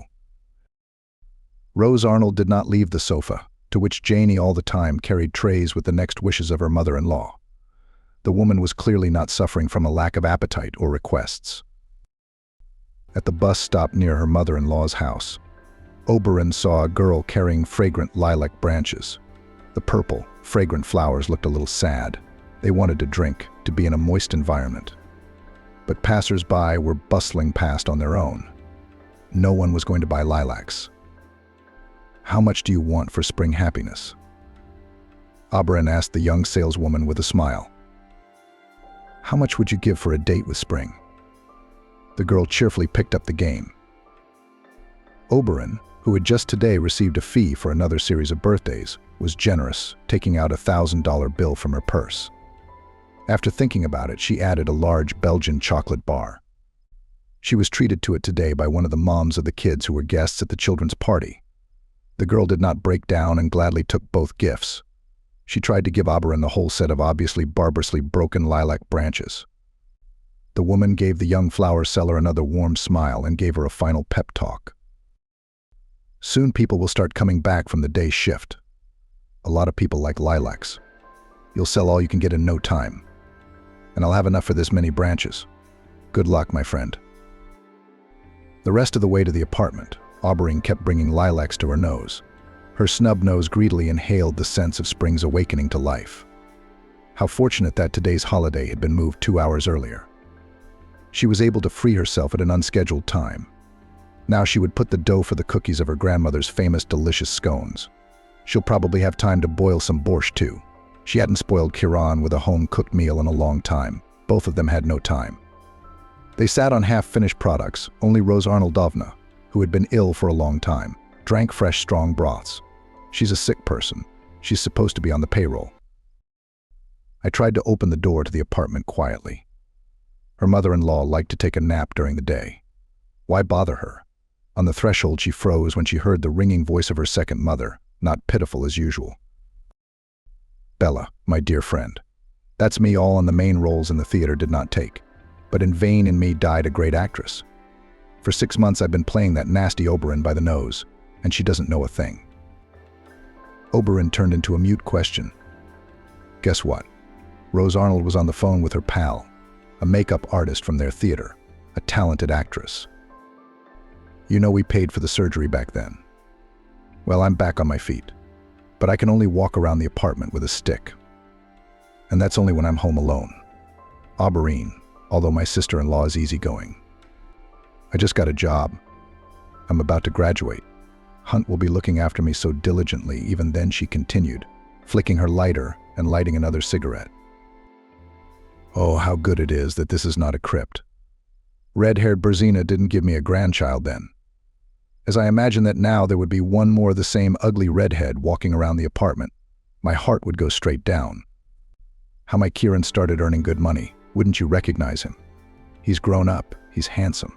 It's not the kind of woman who should be his date now. Oh, you don't know our big news yet. Kieran's finally met a beautiful girl and he's going out with her, soaring on the wings of love. No, I haven't seen her in person yet, but my boy has been bringing me photos of them together on his phone. She's a goddess. She's got a good face. She's beautifully built. No wonder Kieran lost his head. I gave them the keys to my country house. My son and daughter-in-law didn't know about my third husband's inheritance. I kept a mansion in the suburbs for myself for a rainy day. But seeing how Kieran is in love with this lovely creature, I could not resist at the sight of imposed on him a stupid pregnancy wife. His eyes never burned. Oberyn sat down on the grocery bags just down the hallway. Everything swam in front of Oberyn's eyes, a ball of fire growing in her head, ready to burst into shards of pain. It's not true, her heart screamed. And her mind, unwilling to give in to her emotions, immediately began to toss in bits of strange inconsistencies, titillating them with the strangeness of her memories. Here she was walking Kieran to work, and suddenly she smelled the unfamiliar, tart odor of perfume from him. And here they are at the mall, and he declares to her that he is tired of walking in cheap socks from the collection of 10 years ago. He pulls her into an expensive men's clothing boutique, where they buy him stylish jeans. As recently as the day before yesterday, he returned from a late job and flatly refused to eat dinner. He explained that he was so hungry that on his way home he went to a cafe and ate there. He had never gone to a catering establishment without his wife before. They had been together all their lives since kindergarten and trusted each other so much that it had never even occurred to Oberyn that her childhood friend, classmate, and husband could go out, get involved with someone, or have a mistress. Oberyn suddenly froze. After all, citing fatigue, he had not shared a bed with her for over a month. Is it really true what her mother-in-law is now happily telling her girlfriend? People react to stress in different ways. Someone immediately rushes into battle to reclaim their position. Some people drown their sorrows with wine and sedatives. Oberyn was neither one of those two types. She was leaving the lives of people who once meant a lot to her forever, without finding out anything, without proving anything to anyone. That's how it was after the story with the red-headed clown. It would be like that now. Oberyn had never had much respect for Rose Arnoldovna. She had only courted her because of her warm regard for Kieran. Now she wondered feverishly, did she truly love her husband? Or had their love, born then in St. Petersburg on the basis of a strong friendship, always been a deception, an illusion, an attempt of two lonely hearts to find happiness? Now she somehow did not know the exact answer to this question.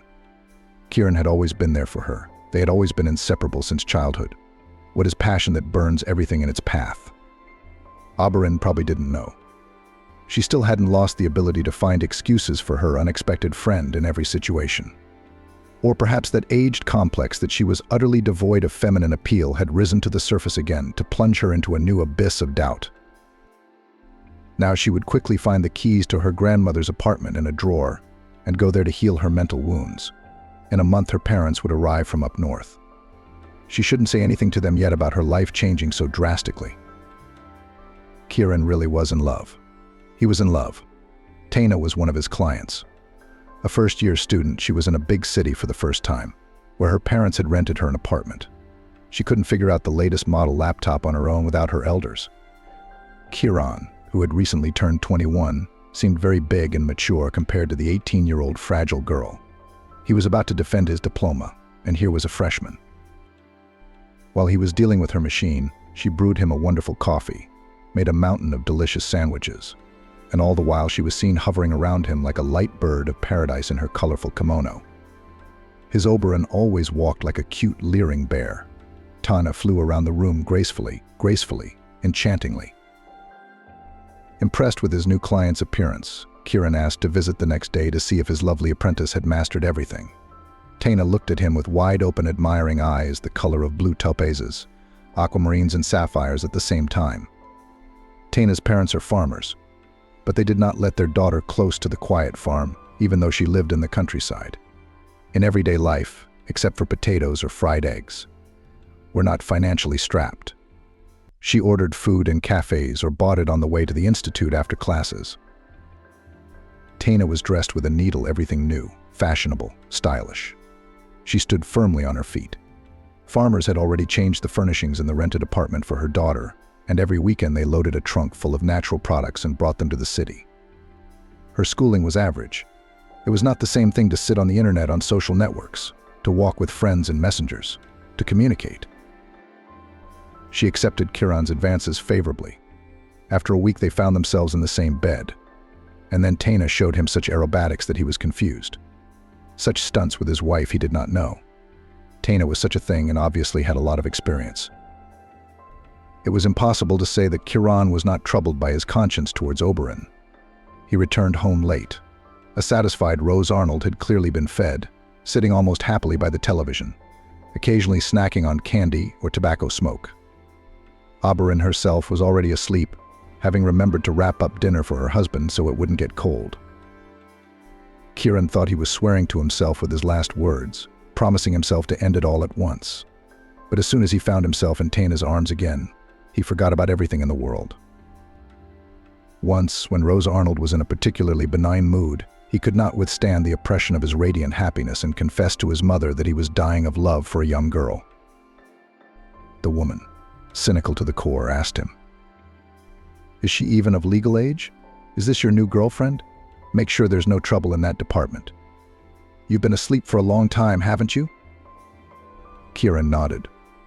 Rose pointed a dainty finger in the direction of the bedroom. "What are you going to do with that redhead of yours?" "I'm more than satisfied with her care and attention. I'm enjoying myself.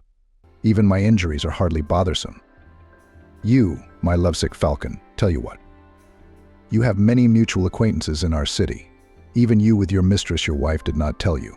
I told you before my last official husband left me inherited a luxury country house. Arrange your dates only there, away from prying human eyes.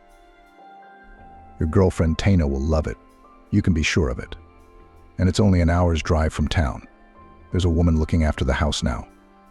I'll arrange for her to stay on as au pair. And I'll keep Oberon with me for as long as possible. Do you understand me?" Rose Arnold was wildly delighted with the country estate. She was still a very young and unsophisticated woman. Such luxury only seen in the movies. The actress hid this cozy nest from strangers and her friends, many years often under the pretext of departure on tour spent on the fazenda, as she called his country mansion, time with another hearty friend. Yes, even these temporary men did not admit that this expensive real estate belongs to her.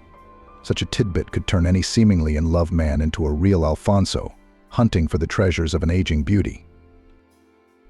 Oberon naturally had no idea of such an Alibaba cave of comfort either, nor had Kieran previously known of it. He and Tana were just out of town on that spring day when Abi had fled their home for a few breaths. Tana stretched sweetly and said to Kieran, "I have an unobvious suspicion that I'm pregnant. I've been getting nauseous in the mornings, and today I was freaked out by the smell of fried fish. Tomorrow I want to go to the drugstore to buy a test. If my hunch checks out, you're going to have a serious talk with your wife. You said you never loved her. It was just a true friendship. Well, tell that to your wife now." Hearing the suggestion that his incomparable mistress might be in an interesting position, Kieran soared to the heavens. "My baby, how happy I am. I won't wait for tomorrow. And today I will announce to my mother and Oberon that I want to be only with you. Not a single tear will fall from the eyes of the mother of my future child. I will never make her heart race. I will never do anything to upset her." But at home, where Kieran returned from his date, elated by the news, everything went wrong at once. Rose Arnold sat among the soft cushions, her lips sour with resentment that she had been abandoned by everyone. A full vessel stood on the floor beside the carelessly abandoned bed. Mrs. Actress did not even think to try to carry it to the toilet, although during the day she quietly went to the restroom with a stick while no one sees. A wine glass stood lonely on the coffee table. Next to it was an ashtray full of cigarette butts. The woman was hungry and extremely irritated. Her first question was, is anyone in this house going to feed an old, sick, and very unhappy woman? Looking around the apartment, Kieran realized that Oberon hadn't been home after work. There were bags of groceries standing orphaned in the hallway. When asked where she had gone, her mother replied that she never came home from work. To which Kieran argued forcefully that this was not true. Oberon had come into the apartment, but where she had gone afterwards was the interesting part. Rose Arnold froze on the spot. She knew right away what was going on. Her sister-in-law overheard her talking to Kieran. She was so careless in some of the things she said out loud. "I didn't hear that Oberon had run home.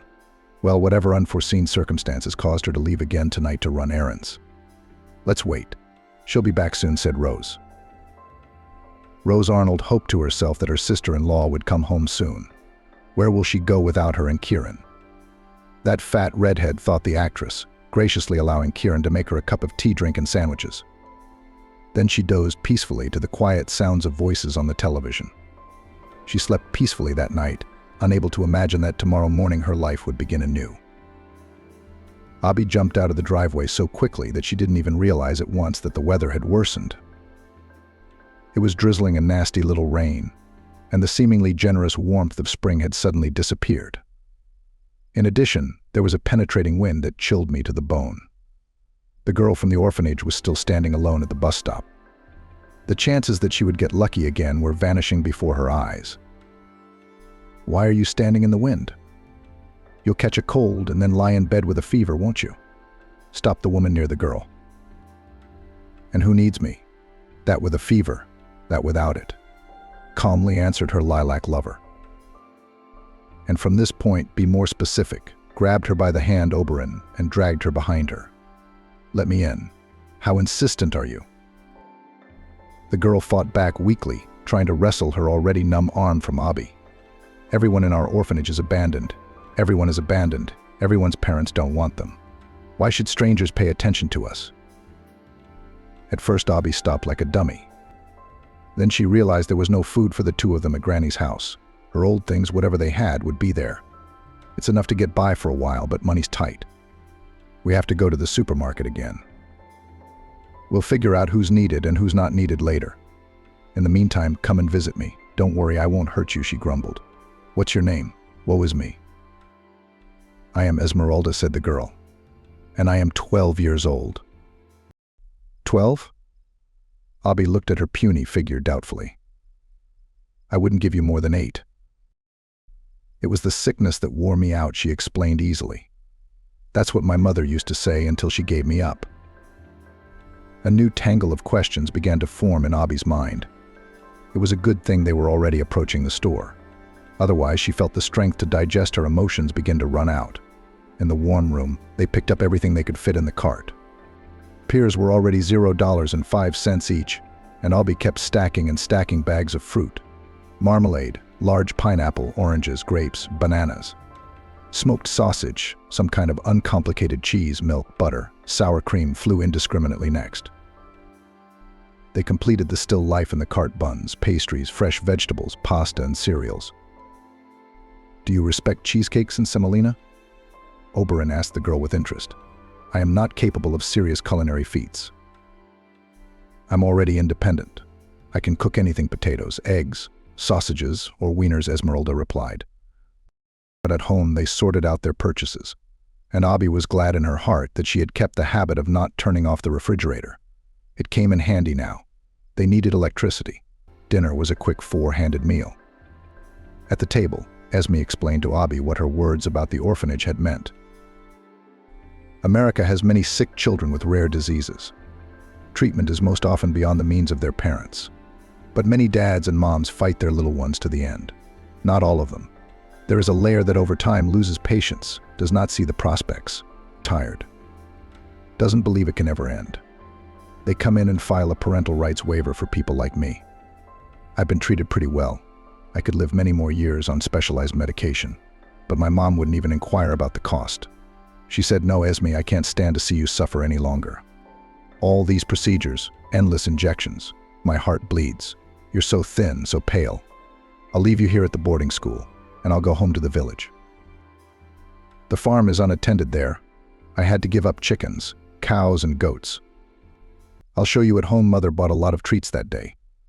There were enough treats for all the wards. But she forgot to say that she had signed a waiver for me. Her daughter don't think badly of her. She's good, only weak in our therapeutic boarding school. Such cases are common. No one is surprised. Recently, Alex was abandoned. He's not used to it yet. We have a lot of lilacs around the building. The gardener's happy to see them. If we cut off the extra branches, it still has to be cut every year, and he doesn't have time to do it everywhere. "So Alex, he's my friend," said Esmeralda. "We've been around each other for a year now. He's got a sweet tooth. I sell lilacs at the bus stop. I climb out of the crawl space in the backyard, and then I bring him something good to keep him from crying." Did the needle in her knee or Esmeralda's words hurt Oberon? "Alex, he's my friend." The class in their kindergarten class came to mind. The first flight from the garages with Kieran by the hand. She shook her head, looked at her watch. "Jesus, Esme, it's 8 o'clock. There's not enough time for you at boarding school." "Yeah, Alex, I've got to run already. We're right next door to you. 2 blocks away. Will you walk me out? You'll recognize our house by the bright blue fence and the sand-colored walls of the buildings outside. We have a temperature reading at 2100 hours. The babysitter won't let me go any earlier. The older boys are used to making do with their own entertainment after supper. Among the little ones, the heavier ones are more numerous. My peers are already all cured. I'm just beginning." After Seryoshka's abrupt departure, Oberon sat in a daze. How little we know about the world of those who hourly live with pain. Calmly put his hand under the drip, has long been not afraid of injections, knowing that they will bring relief. She has repeatedly seen on TV how they announce the collection of money for the treatment of another seriously ill baby. Even a couple of times she has sent money in change to the specified account. "We all feel that the trouble is somewhere out there, far away, not us," she said.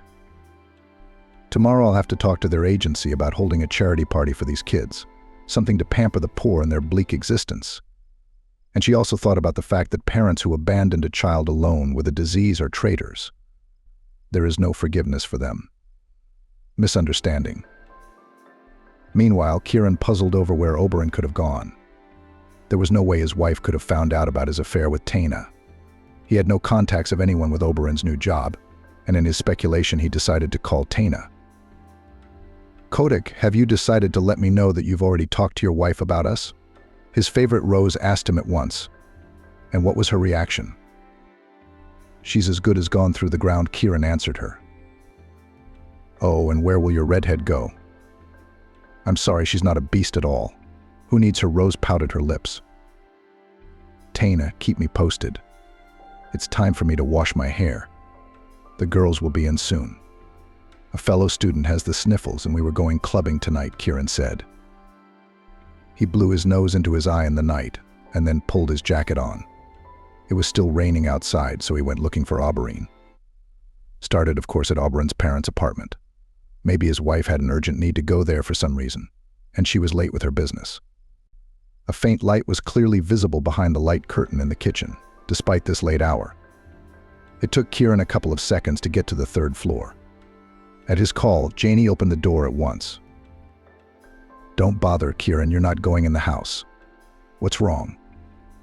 "Oberon, You're not yourself, Kieran tried to insist on his husband's rights. Come on. I don't want to make a scene humiliating you and me to keep at least the good things that have bound us together for years. I accidentally found out about your love for another woman. Well, that happens. People drift apart in life. Let's do it in a civilized manner. Kieran, for the first time in his life, didn't know what to say to his wife, his battle buddy. You're 100% right. You can't argue. There is no such argument. The most reasonable thing I can think of is, do you want to stay in your parents' apartment? Then let's at least pack your things so you have everything you need. Oberyn suddenly understood. The point in their relationship hadn't been set when she'd rushed out of Rose's apartment. Her husband had disowned her now, this very minute, burning bridges with his caring proposal, letting her know the Rubicon had been crossed. It was desperately painful, like when her appearance as a red-haired clown had been mocked. In fact, her appearance always made people cringe at first. But didn't Kieran know that Oberyn was not the first beauty in their town? Her grandmother used to say, when you feel bad, Abby, think of those who are much worse off than you are right now. The woman was immediately reminded of today's encounter with the sick girl. There was so much courage and a kind of cold-blooded calmness in that child that Oberyn should have taken an example from her. She would pack up now and go to bed. Let the morning, which as rumor promises is wiser than the evening, make her look at everything with different eyes. 2 months had passed. In the intervening period, there had been global changes in the lives of Kieran and Oberyn. The former had experienced the first disappointment of his life, and one that he could not recover from. There were several reasons for his lethargic apathy and complete indifference to everything. Rose's hypothesis that she was pregnant was not confirmed, and it was good that Kieran had not learned the whole truth in that legend. In fact, Taina, who had long been intimate with the opposite sex, had been taking birth control pills, clearly following the instructions for their use. The pregnancy pranks had been designed to test her young lover for lice. Taina had come close to not expecting such a violent, enthusiastic reaction from him. And when she learned that his wife had left him, she put forward the rest of the seductive resources. Only her maneuvers were unnecessary. She enthusiastically accepted Rose's absentee invitation to pay a visit to the unhappy, ailing actress. Once in the apartment, which hadn't seen Oberyn in days and was in need of a fresh cleaning, Taina was instantly aware of the situation. It was springtime outside and the air was stale indoors. The young beauty, after listening to Rose's compliments, made a show of telling Kieran that she had toxicosis. She was still listed as a mommy-to-be at the time and went outside for a breath of clean air. Taina never returned to Rose's apartment or Kieran's life again. Oberyn had calculated ahead of time what awaited her in her future possible marriage to Kieran. She didn't even want that posh country house as a wedding present. Oberyn was sure that she could find a more interesting party for herself in this southern city. Youth and beauty would always be at a premium. Kieran had not expected such treachery from his beloved. No, he was ready to hire a nurse for his mother to take some of the household chores on himself, since Taina was soon to become a mother. But he couldn't tell her any of this. Taina had cut off contact with him once and for all. She blacklisted him wherever she could. She wouldn't open the door of her rented apartment. Stopped being friends with him on social media. The man was in shock. He'd given up everything for this love and was left with nothing. Kieran's mom couldn't keep a single caregiver around for more than 24 hours. She drove everyone crazy with her whims and kept demanding that Kieran reconcile with Taina immediately. The funny thing was that it didn't even occur to her that she was most to blame for the family's troubles. She encouraged her son's affair. She had hurt her daughter-in-law with bitter words. She never learned to appreciate human warmth and kindness. With her hair and clothes unkept, she was more and more likely to have a glass of wine. She was now a pitiful sight. Her former regal beauty was long gone. No longer an elegant lady, but a proud old woman who still fancied herself a queen, but now without her loyal subjects and admirers. Kieran had the good sense not to bother Oberyn with vain requests to return. He wondered how his ex-wife managed to keep her mother's apartment in perfect order. Oberyn studied and worked. She'd gotten her diploma with honors. In her agency, she was known as an indispensable employee. Lately, she'd been seen several times in the company of Matthew, the electrician. Their friendship began unexpectedly with an unfortunate accident during a children's party. It was the hottest time of the year. Summer had just passed its second half. The thermometer was already afraid of heights, approaching the mark of plus 40 degrees Celsius. Split systems tiredly drove cool air in the hall for festive celebrations. On that July day, as the biggest joke, the clients had booked a themed party for their daughter based on Andersen's fairy tale, The Snow Queen. The highlight of the party was to be the outlandish ice cream cake still waiting in the freezer. After playing around pretending to be a cotton candy snowdrift, the evening's host, Oberon, realized that something had gone wrong. The heel of her sandals had gotten stuck in an unknown gap in the wooden floor. For the third time, the children walked in a joyful round dance around Gerda and Kai, who had found each other. Next came the transition to the feasting room, where drinks and desserts awaited. Matthew, who had been watching the dress rehearsal before, assessed the situation in a flash.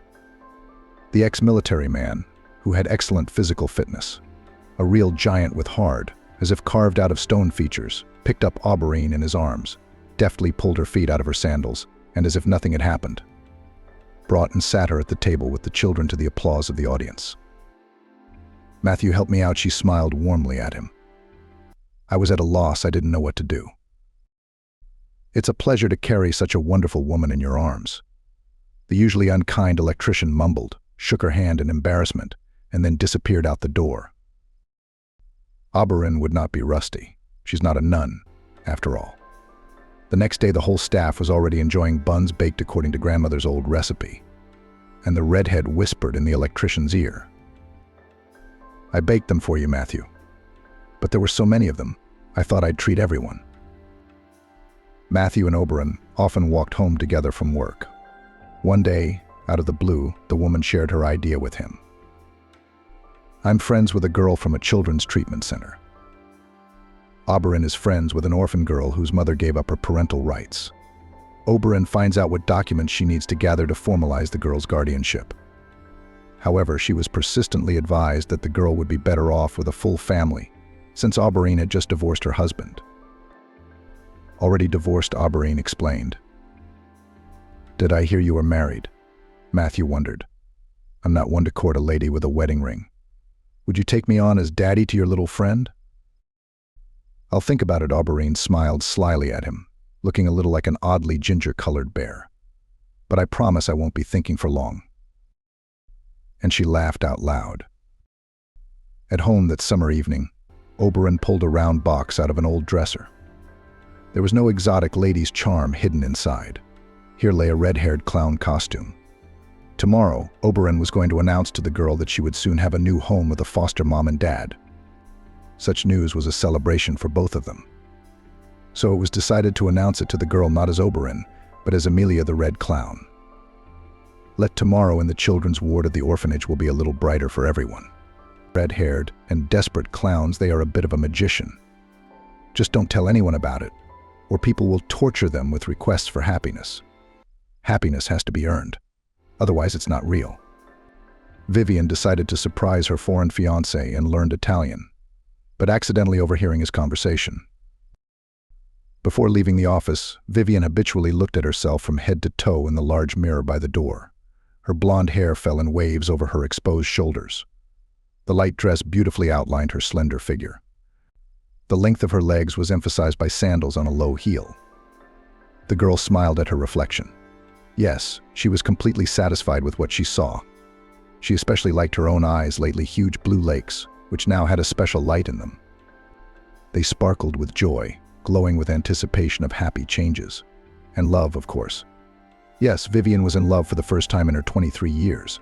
So much so that her heart jumped out of her chest at the mere thought of the person she loved. It turned out that all the romantic experiences that visited the girl before meeting him were not serious, even her feelings for Ben. "Yes, beautiful, beautiful. Do not doubt it," smiled Vivian Amelie, a colleague about 15 years older than the girl. From the very beginning, she had taken care of the new young employee, who had just graduated from university, taking her under her wing. Vivian was grateful to Amelie for that. "Thank you," she smiled radiantly at her colleague. "Where are you going after work?" "On a date with your Italian." No, Vivian shook her head. "You know, I decided to surprise him to learn Italian. It's the 10th lesson today, and I have to hurry. I decided not to tell him until later." He will be happy and surprised, of course. That's right, said Amelie. It is necessary to know the language. You never know. Vivian nodded, said goodbye to her colleague, and slipped out the door. A cab was waiting for her at the gate of the building. On the way to the language learning center, Vivian looked at the pictures on her phone. It was a long drive. The course was on the other side of the city.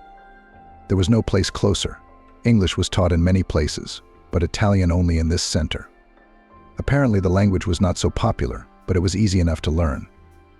Or maybe Vivian was so eager to speak the language of her beloved that she made rapid progress? Her teacher was very complimentary. Looking at the photos from last year's vacation in Rome, Vivian relived the pleasant moments over and over again. Here, against the background of St. Peter's Cathedral, she had no idea that a fateful meeting would soon await her. And here, not far from the Colosseum, Vivian had already fallen head over heels in love with the handsome Grace. He suddenly appeared in her life and immediately changed it, coloring it in 1,000 different colors, turning it into a kind of endless holiday. Energetic, lively, cheerful guy always infected Vivian with his positivity and good mood. And what compliments the temperamental Italian showered on the girl. They communicated in English. Vivian knew the language well, as she studied at a language school. Grace also knew it well, because she traveled a lot around the world and communicated with different people. The girl in general was incredibly open and sincere. She could find a common language with anyone. That trip to Italy was a gift from her parents.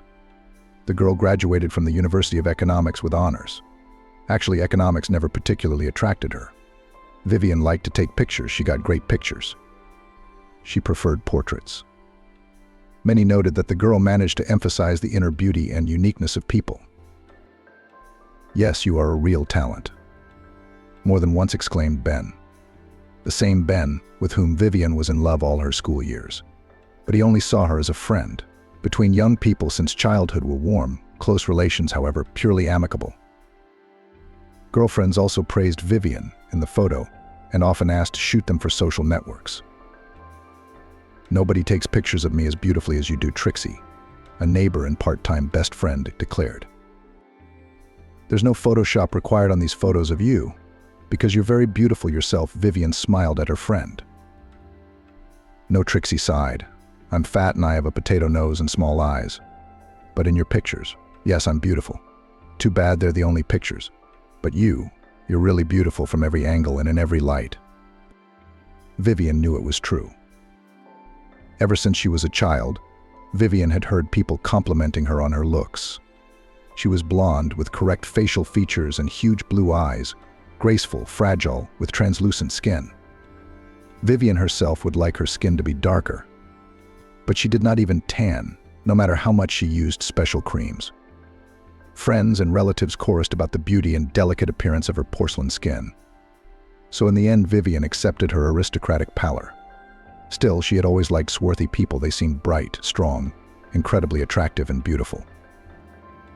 So after graduating from university, Vivian first went on a trip abroad without her parents. She was accompanied by the same faithful Trixie. She had long since earned money on her own after graduating from college and could afford to pay for the trip. It was an unforgettable vacation. The friends spent the first half of the day walking around the historical sites of Rome with a tour group, as part of which they came to Italy. And then they had their own time to get acquainted with the city. The girls visited everywhere. They saw all the sights, walked along the labyrinths of narrow, confusing streets, sat in restaurants and inspected showrooms. But the greatest pleasure for the friends was to spend time on the beach. The girls quickly realized how to get there. You take a train at the local station.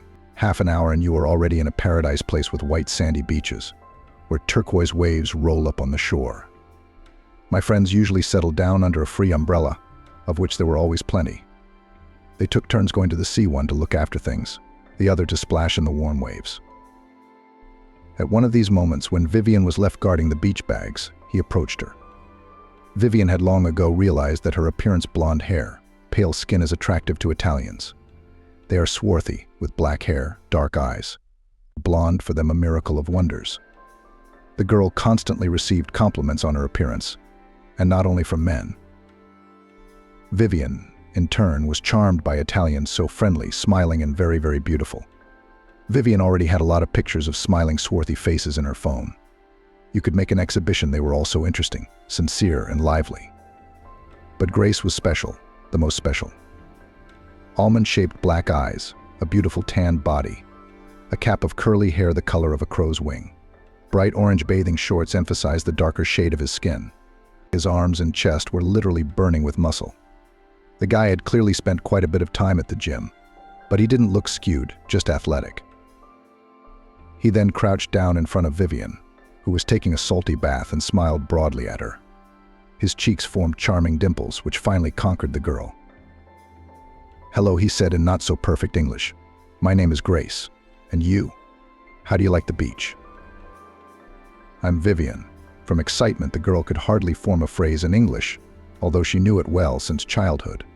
What English? Even in Russian, Vivian would not immediately find an answer. Such a handsome man. And not just handsome, but Grace had a special energy about him. He seemed to mesmerize Vivian with his black eyes and his open smile. "Beautiful," the young man grinned. "If you think this beach is beautiful, you haven't seen real beauty." Vivian could argue that she could see the real beauty right in front of her. "I wish I could take a picture of this handsome guy. But it's kind of embarrassing to ask." Usually the girl didn't hesitate to ask such a question to people. Only now it was different. Her heart was pounding in her chest like frantic palms in the gym. At the same time, Vivian desperately hoped that her interlocutor did not notice her excitement. There's a deserted beach nearby, just next door, and only the locals know about it. There are no tourists there. And there, it's much better and more interesting, the guy told her, keeping his eyes on Vivian. In his gaze, the girl saw interest and admiration. Vivian knew, of course, that she had an attractive appearance. Others often looked at her that way. However, their gazes did not have such a hypnotic effect on the girl. It had never happened to her before. Vivian sat down on the towel. The boy, after asking permission, settled down next to her. From the realization that he cared for her, Vivian literally blossomed before her eyes. "This is so great. It's incredible," she exclaimed. "Why don't we go to that deserted and beautiful beach and go for a swim? You, me, and my friend. I've been watching you guys for a long time. I've noticed that you're not alone." Vivian tensed. The idea seemed both tempting and dangerous. After all, she didn't know this man at all. Although on an intuitive level, the girl already trusted her new acquaintance completely. Still, Vivian had always been distinguished by rationality. And she couldn't just go out with Grace like that. He noticed it and slapped his forehead with the palm of his hand. "I'm a fool. I didn't even think about what it looked like from the outside." "A stranger lures two girls into a deserted place," he said. "I'm sorry, I just lost my head at your beauty. Immediately I wanted to show you my favorite place, to share my impressions. My mom always says I talk first and think later. That's my trouble." Grace's remorse looked so comical that Vivian relaxed and smiled again. She wouldn't risk leaving the beach with a guy she didn't know, even if he was so handsome. But she didn't want to break up with him now either. If Grace left, they'd probably never see each other again. Rome is a big city. "Why? What if I invited you and your friend somewhere a little more crowded?" As if he'd read her mind, Grace suggested it. "For example, there's a disco in town tonight at my favorite bar. It'll be fun. Will you come?" Vivian immediately said yes. She'd definitely get Trixie to go to the event. She wouldn't even have to persuade her friend. She would be happy to spend the evening in a fun and interesting way. And then Trixie came to replace Vivian at her post. Seeing Grace, Vivian was a little embarrassed. Of course she was. Anyone would be confused by those beautiful black eyes. Trixie, always a little embarrassed by her fullness, stood half-turned toward Grace. She thought she looked slimmer that way. Vivian immediately realized that her friend was instinctively trying to present herself in the most favorable light. But after a couple minutes, Trixie's embarrassment was gone. Just like Vivian, she was mesmerized by the young man's every word and laughed at his witty jokes. The time flew by. The young people talked, becoming closer and clearer to each other. That day they laughed a lot, played beach volleyball, had fun on the beach. It was wonderful. Grace was polite, alert, and with Trixie. But both girls realized who was the real reason for his presence in this small company. Vivian melted with happiness as she caught Grace's admiring gaze. The sun was already sinking when they left for the hotel. "We must go," Vivian said regretfully. "I don't want to leave, but we have to get ready for tonight." "I'll be waiting for you," Grace smiled at them. "We won't be going away for long." "I don't know how to suggest it without scaring you. Why don't I give you a ride to the hotel? I have a car right here in the parking lot." The friends looked at each other. They both had the same thoughts in their heads. On the one hand, they didn't want to take the train and then spend half an hour in it. The girls were a little tired from the water and the sun, the abundance of impressions. And there was a party waiting for them, for which they had to prepare thoroughly. It was much better to spend some more time with the talkative, cheerful Grace. And I wanted to see his car. Grace seemed like a man you could trust. Except that if all intruders were like intruders, there would be no crime. The girlfriends had their doubts. Grace looked calmly at the girls, waiting for an answer. Vivian suddenly, without expecting it, blurted out, "Yes, give us a ride, please." "Thank you very much." It seemed to Vivian that if they refused now, Grace would be offended, and she didn't want to offend him at all. Trixie nodded with a smile, confirming her friend's words. Grace brightened. The parking lot was spacious yet packed. No wonder the weather was hot, and many people had flocked to the beach to enjoy the warm, gentle waves. Grace led the girls over to a beautiful sports car. Vivian and Trixie looked at it. They didn't know much about makes, but it was clearly not a cheap car. The sleek, dark green, streamlined, a little predatory and incredibly beautiful iron horse suited its owner very well. "Did you like my friend?" Grace smiled contentedly. "I've recently added to my collection. I love cars like this." Collection. Vivian suddenly looked at Grace with different eyes. There, on the beach, he had seemed simple, natural, very close. But Grace must be very rich. He had a collection of automobiles. Vivian felt embarrassed again in his presence. Wealthy people are like representatives of another world. How to communicate with them, how to fit in. "Come on," Grace suddenly put his arm around Vivian in a reassuring way. His warmth and sincerity removed the awkwardness of the moment. The girls looked at each other and slipped into the cool cabin. The way he looked at you, Trixie shared her impressions in the room. She had already showered and was working on her hair, twisting it into tight curls. "If someone looked at me like that, how happy I'd be. Am I exaggerating?" Vivian argued. Now that Grace wasn't around, it seemed to her that she had made up his looks of admiration for herself, just because she wanted to. She'd gotten it into her head that this handsome man, who also happened to be rich, was looking at her in a special way. But in fact, Grace is just having fun, meeting cute tourists, having fun with them, just because he's sociable. And the blonde Vivian with her white skin and blue eyes is exotic for him. An interesting novelty, nothing more. "No way," Trixie exclaimed. "He's really fascinated by you." You could see it from the outside. Trixie's friend dispelled Vivian's doubts.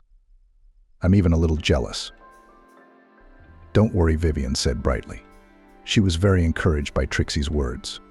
"We're looking for a handsome man for you tonight." Grace picked the girls up exactly at the appointed time. The friends got into his car without any fear. This time the guy was on another iron horse, a black Mercedes. "I think this car is more suitable for the evening," he smiled, seeing the perplexity in the eyes of the girls. "Mercedes is elegant and beautiful, just like you." Vivian's attention was not lost on Grace, who looked at her with admiring eyes. It was no wonder the girl had done her best. She was wearing her favorite tight little black dress, emphasizing the graceful lines of her figure. It suited the girl, and she knew it very well. Diplomatic Grace showered compliments on both friends, but Vivian felt that his heart belonged to her. The guy didn't hide it. It was a marvelous evening, delicious wine, fiery dancing, fun until morning. Grace introduced the girls to his friends. There wasn't much socializing going on. First, the music was so loud that it was impossible to hear the interlocutor. Secondly, the language barrier. Not all of Grace's friends knew English. Nevertheless, the friends had a lot of fun. At the end of the evening, Grace even dared to kiss Vivian. They were dancing, pressed against each other, among a crowd of similarly heated young people. And then that kiss. Vivian was dizzy with surprise and emotion. "I'm sorry I couldn't help myself," he smiled, looking his companion in the eyes. "You are so beautiful. You have no idea how beautiful you are." After these words, Vivian kissed Grace. He embraced her. It seemed to both of them that they were alone on the dance floor, but in fact they were surrounded by hundreds of people. Grace and Vivian met every day since then. At first, Trixie accompanied the couple everywhere, but soon she refused to be the third extra. "I feel like I'm just in the way, like the fifth wheel on a cart," she admitted. "No, you can have your romantic rendezvous without me," Trixie admitted. Vivian didn't mind. Indeed, she felt freer and happier alone with Grace. They took many walks. Grace showed the girl the sights that are usually inaccessible to the eyes of a tourist. The real old Rome, ancient and striking. And they also visited the beach, to which Grace had called her friends at the beginning of their acquaintance. It turned out to be a really beautiful place, hidden from prying eyes by low rocks. A kind of paradise cove. Soft sand heated by the sun, huge boulders, gentle waves, and nobody, absolutely nobody around. This piece of land was a whole world that belonged only to Grace and Vivian. "I want to live here with you forever, and never go anywhere," Grace confessed more than once, hugging Vivian, and she felt the same way. The young people got to know each other better and better. Grace told about himself. It turned out that he was the son of rich parents. His family owned several wineries. "We have a lot of vineyards in the province," Grace shared details of his life. "I have been accustomed to labor since childhood. I know everything about wine production from the very basics. My father says that the man who will get our empire must be able not only to give orders." Grace had an apartment in Rome, and he'd come here for a vacation once in a while, like now. But the guy lived with his parents in the province, near the largest of the family factories and a huge vineyard in the family estate. Apparently, it was a huge house with a beautiful, spacious garden and even a stable on the territory. Grace loved horseback riding. Recently, the guy, like Vivian, graduated from university. Only the girl studied economics and the young man studied management. Grace loved to travel. He told Vivian a lot about his trips, where the guy has not only visited Europe, Asia, Africa. Grace saw Stalinist monasteries and ruins of Mayan temples, admired the Grand Canyon, and photographed against the backdrop of Niagara Falls. Vivian listened to him with her mouth open in amazement. Wow! They were almost the same age. Grace had indeed traveled extensively and had a wealth of life experience, having worked in the family business since his youth. His generosity and attention to Vivian pays off. He gives her expensive gifts, pays all the expenses during their dates. His gallantry and aristocratic manners impressed the girl. At the same time, the upcoming parting is very hard for both of them. Vivian is very attached to Grace. He has become for her a literally vital person just for this short time. Grace also clearly does not want to part with his favorite girl. However, he tries to reassure her, saying that this is not the end, but only the beginning of their relationship. Their fates are already intertwined, and they will not lose each other despite the physical separation. Gracie is soon to leave Rome as well. It is obvious that very deep feelings have developed between them in this short time. A difficult period of separation awaits them, but they hope to continue their relationship despite the distance and obstacles. The final scene at the night fountain is very touching and romantic. Work, business. I only stayed in LA for you. It was my happiest 3 weeks. They were my happiest, too, Vivian said, holding back tears. I don't want to break up with you. We'll keep in touch. Social networks, messengers. I'll write to you every day, even every hour, if you don't mind, of course. Of course, I'm all for it, exclaimed the girl. But such communication, it's still not the same. I understand. I'll miss you too. I've never felt like this before. And as soon as business permits, I'll come and see you right away. I'll do that.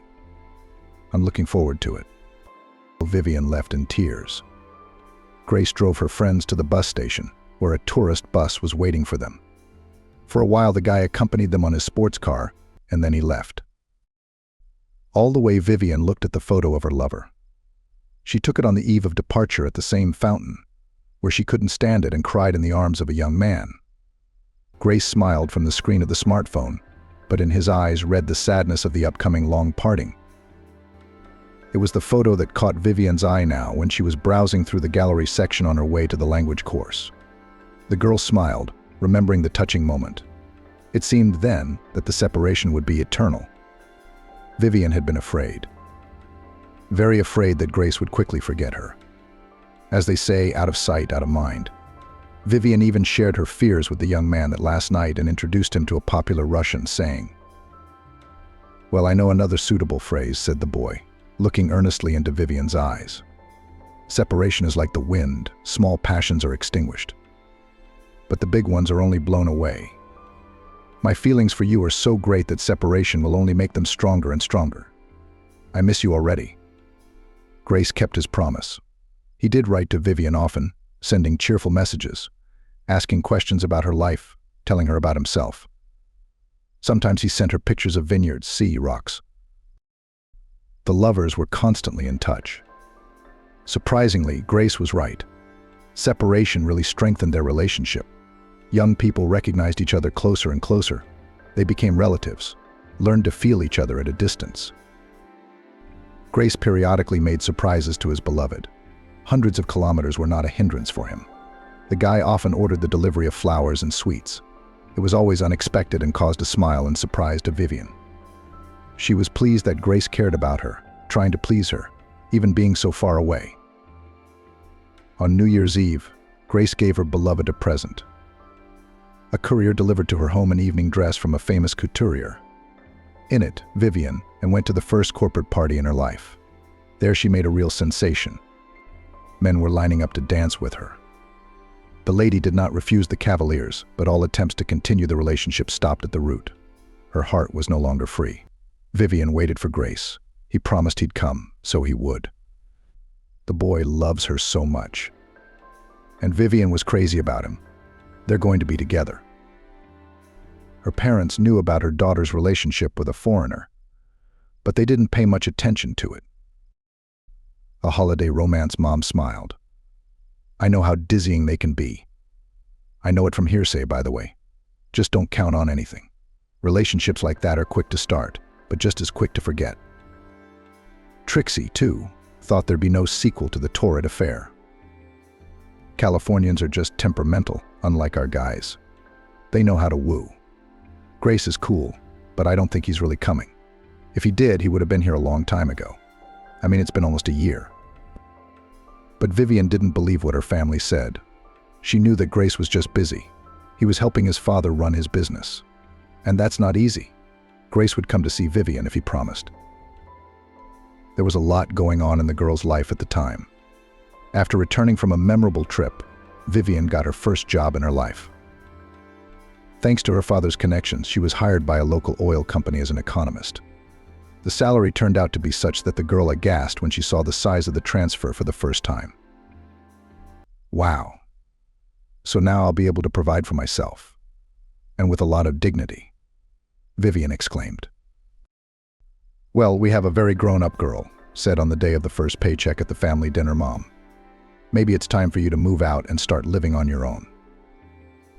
"I think so, too," smiled the father, who looked proudly at his grown-up daughter, so beautiful, intelligent, and successful.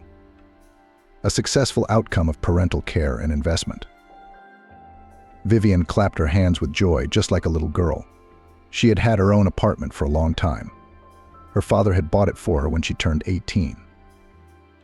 "It's your future," he said then. The apartment was wonderful, spacious, bright, located in the center of the city.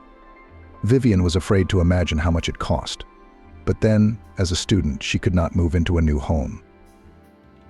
"You're not ready to live on your own yet," her mother said. "Let it stand for now. The apartment is not going anywhere. We'll renovate it slowly. And you study, you'll grow up. Then you will move in," nodded my father. And now, in the opinion of her parents, the daughter, who began to earn money herself, was quite ready to live separately. A new job, a new apartment, a new relationship, albeit at a distance. So many impressions, so many emotions. Life was booming, playing with bright colors. Vivian sometimes envied herself. All she needed to be happy was Grace by her side. Communication via video link was one thing, but the feeling of his warm hands on her shoulders was quite another. And recently he showed up at the doorstep of her new apartment. Grace had called the day before, unexpectedly, and warned him that he would send a courier in the morning with flowers and a small gift. When the bell rang, Vivian assumed it was a messenger. She opened the door and was stunned, unable to believe her eyes. On the threshold stood Grace. He was holding a bouquet of roses. The guy was smiling broadly. Vivian's legs even gave out. She gasped. Grace deftly took Vivian by the waist. They walked into the apartment arm in arm. She didn't go to work that day. She called her boss and took the day off. She couldn't leave Grace when he was finally around. That same morning, Grace proposed to Vivian. He didn't wait. "I want you to be my wife," he said, squeezing Vivian's wrist firmly but gently. "I realize that I cannot without you. This separation has not been easy for me. I thought of you every minute. I wanted to be near you all the time. I can't go on like this. Marry me. We'll go and live in my apartment in Rome, just you and me. Do you agree?"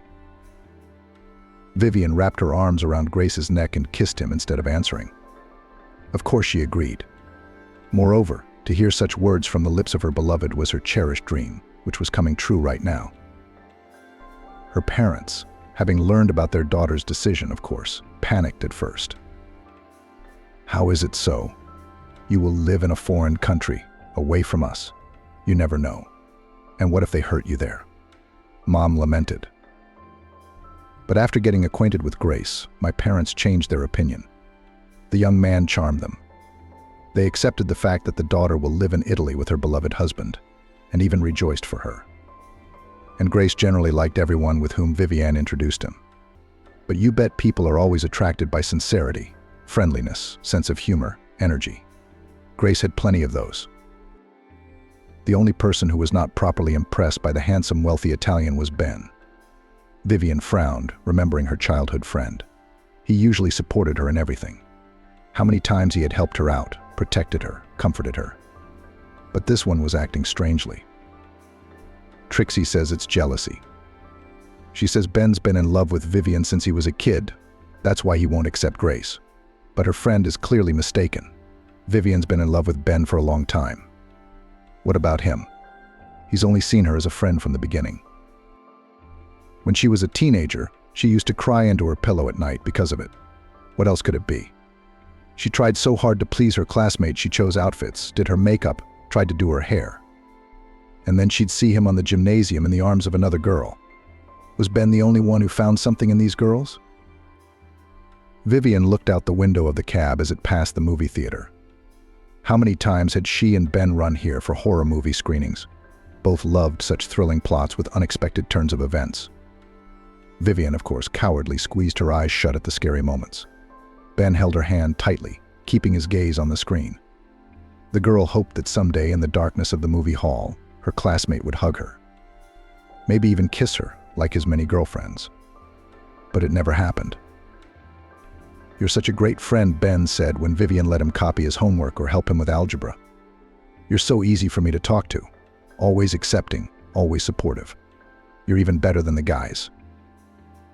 Those were very dubious compliments for Vivian. She wanted Ben to see her not as a friend, but as her favorite girl. But it didn't work out. The childhood crush had faded. How many times can you knock on a closed door? But what remained were strong friendships. And Trixie? She doesn't get it. She got some other jealousy thing going on. Yeah, Ben's just teasing her, that's all. It's his usual way of talking to her. He called his friend's fiancée nothing but Angelica. Another convention. Too bad we don't know each other. I'd be texting her too, he said wryly. His name is Grace. What kind of name is that? I think it's feminine, masculine. It's actually Italian. Maybe your name sounds feminine to him too. It sounds like Andrea. Is that his cousin's sister's name? I don't care what he thinks it sounds like. He's Grace. That's all. Grace means angel, and Angel Ben is the one with the wings and the halo over his head. Thinking back on those joking exchanges, Vivian was smiling now. He's funny after all. Ben's sarcasm sometimes confused her. but Vivian was sure that if anything happened, he would come to her rescue. It would be a pity to part with him, friends and parents. But most importantly, Grace would be there for her, the man who made her heart beat so fast that it seemed to be about to jump out of her chest. Grace had been living with Vivian for almost 3 weeks now. Now he had the opportunity to leave the business for a while, but he had to return soon, and he intended to come home with his wife. The wedding was scheduled for the end of next month. It couldn't be sooner. All the nearest dates were taken. There were only a few weeks left. Preparations were in full swing at the mutual desire of the bride and groom. The wedding was to be a modest celebration in the circle of the closest people. True, the parents were a little disappointed. It turns out that they literally, from the birth of their little girl, dreamed of seeing their daughter in a bride's outfit and dance at her wedding to cheerful compositions. And here it is. And Grace's relatives aren't going to be there. As if the father cannot leave the business, and the mother, respectively, does not want to fly without her husband. Oh, that's okay. Then you'll get to know each other when you come to visit us, the daughter reassured her parents. We will show you Italy. Wonderful country. It's still strange somehow, not human, shook her head Mom. Even with the groom's relatives have not met once. But in the end, the parents accepted the decision of the newlyweds. The main thing that the daughter was happy. They saw the joy in Vivian's eyes when she was with Grace. Then so be it. The cab stopped at the porch of the Language Learning Center. Vivian paid the driver and went to class. Today was an interesting subject.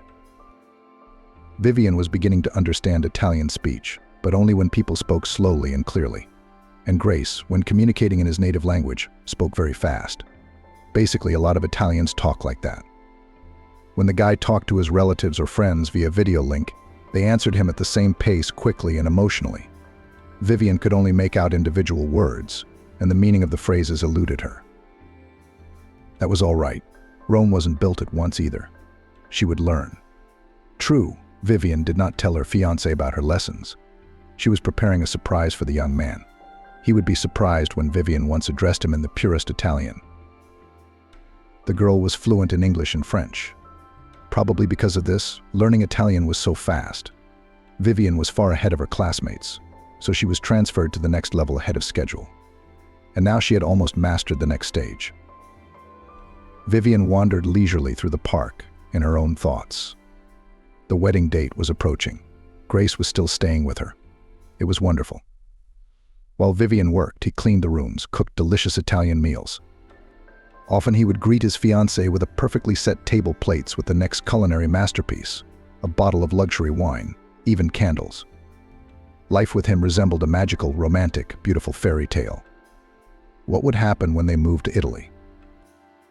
Lately, however, Vivian, who was making progress in Italian, began to notice something strange.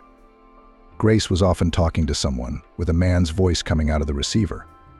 It sounded like the person he was talking to was unhappy about something. Vivian could make out individual words, as it was hard to hear. Debt's police crook Grace kept reassuring the man, assuring him that everything would be resolved soon. He did it in an exaggeratedly calm tone. Probably so that Vivian would not guess the trouble. Most likely her lover did not want to upset her. The guy didn't even suspect that his fiancée now understood Italian, so he thought that the girl did not know about anything. And Vivian? She still shared her concerns with Trixie. Vivian shrugged her shoulders. Who else to share it with? Her parents had only recently gotten used to the idea of their daughter marrying a foreigner and moving to another country for permanent residence. No, they cannot be worried unnecessarily. There remains a faithful friend. She always listens and supports. What's so strange? Trixie dismissed it. He's a businessman. A business is always some kind of problem that has to be dealt with as it comes. It's just business as usual for him. That's why he seems calm. I think this man is threatening him, calling him a crook and threatening the police. I wouldn't worry if I were you. Your Grace will handle it. He's an experienced businessman. You're working yourself up, and he's not even paying much attention to the person he's talking to. But if you're so worried about it, just talk to Grace, and it'll all work out, Trixie suggested. No, Vivian smiled. I don't want him to know I'm learning Italian yet. Let it be a surprise. You're a picture. Trixie grinned. How do you want it? Vivian wandered through the park where she loved to play with her friends as a child. Just next to the road you cross it and the native yard, her parents' house. Today after work, Vivian decided to stop by her parents' house to pick up some documents. The upcoming meeting was a joy. The girl was quickly beginning to miss both her mom and dad. It was still unclear to her how she would be able to be without them for so long. You can't go to another country very often. Everything. So she would have to communicate through the laptop screen. By the way, Grace is as reverent as his fiancée is about her mother. He often calls her and talks to her via video link. Future mother-in-law Vivian is still a very young and spectacular woman. She has the same as her son's expressive eyes, black eyebrows, well-defined lips, and swarthy skin. And this woman's hair always looks like she just came out of a beauty parlor, dark, shiny, slightly curly. Yes, this lady is gorgeous. No wonder the wife of a successful businessman, owner of several wineries and hundreds of hectares of vineyards, must live up to her status. Vivian, too, would eventually become an elegant woman like her mother-in-law. Grace's mother smiled at Vivian from her laptop screen, spoke to her in Italian, and generally seemed friendly. Grace had said more than once that his mother was pleased with her son's choice. You are a wonderful girl, very beautiful, sweet, well-mannered, he passed on the words of his mother. And my mother also thinks that we will make wonderful children, her grandchildren, because we are very different in appearance. And such a mix of genes is always interesting. Vivian smiled then. At that time she was not as fluent in Italian as she is now. That's why she couldn't communicate with her future relative who didn't know English, but she was very anxious to do so. Grace's mother seemed to be a very pleasant and interesting conversationalist. They will surely find a common language. It was true that more often mother and son talked on the phone. Vivian heard sometimes fragments of their conversations, only Grace's lines because his mother spoke quietly. They seemed to be discussing plans for the future. At least Grace kept promising her that everything would be fixed very soon and he would fix everything as soon as he got there. Apparently the woman just missed her son very much. Vivian. Hello, a very familiar male voice sounded behind her. The girl turned around and couldn't hold back a smile. Ben was rushing towards her, spreading his arms for a friendly hug. How long it's been since we've seen each other. We used to spend so much time together. You look great. Ben praised Vivian with an attentive look. Despite the fact that she would soon be Grace's wife, Vivian felt butterflies in her stomach at the compliment. Her body must have reacted in the usual way. Vivian had been secretly in love with Ben for so long, and he had only seen her as a friend. Yeah, Ben was a great friend. And from the bullies Vivian protected, and with the boys teased her in a manly talk, and in the evenings met a neighbor at the bus stop when her father could not. Vivian was choreographing at the time. Rehearsals ended late, and the road from the bus stop to home in the dark seemed dangerous to the girl. But next to Ben, smiling, cheerful, reliable, she always felt like behind a stone wall. They were classmates from the 1st to the 11th grade, sometimes even sitting at the same desk, but they were usually quickly seated. Ben shamelessly cheated from the excellent Vivian, and she only encouraged it. Of course, such a thing could not pass the attention of teachers, so they covered it up. But Vivian managed to pass the cheat sheets to Ben, even when they were sitting at different ends of the class. Ben was very good-looking, tall, athletic, cheerful, with green eyes framed by thick lashes and hair the color of ripe wheat. He had the right facial features. Since he was a little boy, he had been a joker and the soul of the company. He played sports and guitar. He also read a lot, though more fiction and adventure novels. If he swallowed textbooks with the same zeal, he would be an excellent student. But the guy was attracted to other things: socializing, parties, hiking. Around him always hovered people's secret and frank admirers, buddies, friends. He was like a magnet for adventure and often became the hero of interesting stories. His life was like a soap opera. Vivian used to be desperately jealous when she saw Ben strolling along with his girlfriend. But he never noticed. He told her about his girlfriends.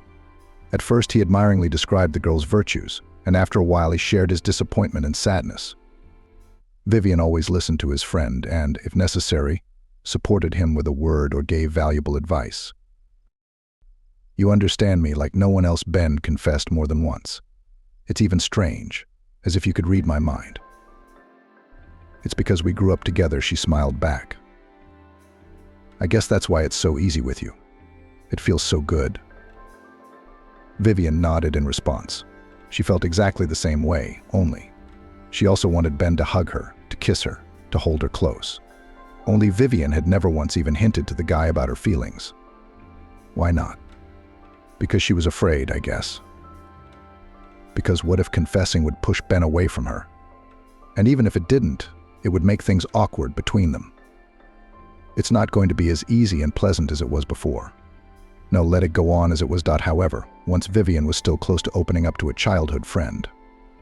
Then 18-year-old Ben, a second-year student at a local engineering school, suddenly decided to get married. The news came as a thunderbolt to Vivian. She still hoped that one day the guy would pay attention to her not only as a friend. It happens. But if Ben gets married, Vivian's dream will not come true. The guy's girlfriend was a classmate.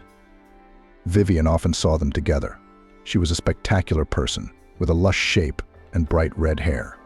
Not like Vivian herself, thin, almost transparent, and pale as a moth. At that moment, the girl saw herself as unassuming and unattractive.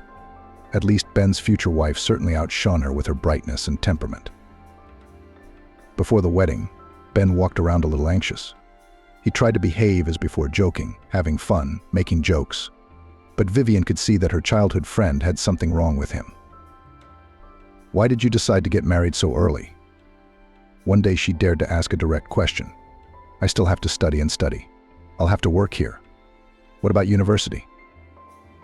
Vivian knew that Ben had dreamed of becoming a ship mechanic since childhood. That's why he went to engineering school. It took a lot of hard work, but he did it. And he was very proud of it.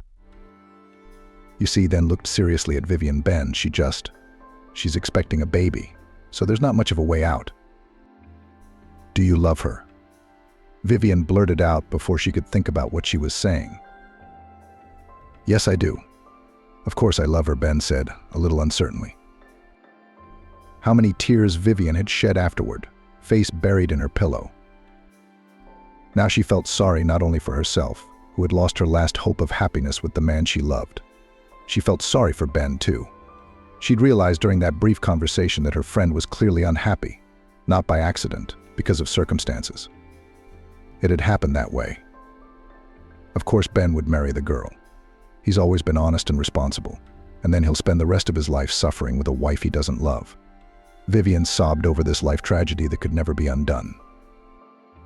But the wedding never took place. One day, Ben overheard the bride talking to another guy. In this dialogue, she admitted to that young man that the child is definitely his, swore, cited evidence, the timing of their dates. Her interlocutor clearly did not want to get married, so the lady had no other choice but to set up a date with Ben. You see, Ben shared the details of the story with Vivian. She told me over the phone that when she found out she was pregnant and I didn't want to get married, she decided to dump the baby on me. I didn't realize why she was so clingy to me at parties, even though she'd never noticed before. I was naive. After that night, she told me she was expecting a baby with me, and we need to formalize our relationship sooner rather than later. Of course, when Ben heard this dialogue, he demanded an explanation. His fiancée tried to make up something, somehow to get out of the situation. But Ben had already heard everything with his own ears. He then met with the child's real father to make sure. And he confirmed it. He also cursed Ben with a swear word and a naive young man. In the end, the man married his desperate girlfriend and recognized the baby, and Ben was spared having to live with someone he didn't love and learned a valuable lesson. So in the end, everything ended well for everyone. From then on, Ben became more careful. Now he was more careful about choosing girls and never made such mistakes again. Ben graduated from college and, as he had once dreamed, got a job on a ship as a mechanical engineer. Their town was located on the bank of a large, full-flowing river. Steamships and cargo ships traveled along it, so the demand for smart specialists was high. A river. It's great, of course, but I dream of big water. I wish I could go to the sea sometimes. Ben shared his thoughts with Vivian. But you have to move somewhere, don't you? Said the girl. Yes, you're right, Ben agreed. But it's for the best, new places, new life. It's getting crowded here. Vivian felt uneasy at the thought of not having Ben around. She was so used to him. She could call Ben at any time of the day or night to ask for help and know that he would be there. Ben had proven his reliability time and time again. He'd picked up Vivian and her friends from the nightclub when suspicious guys were hitting on them that night. The girls were afraid, but Ben came to pick them up in his used car.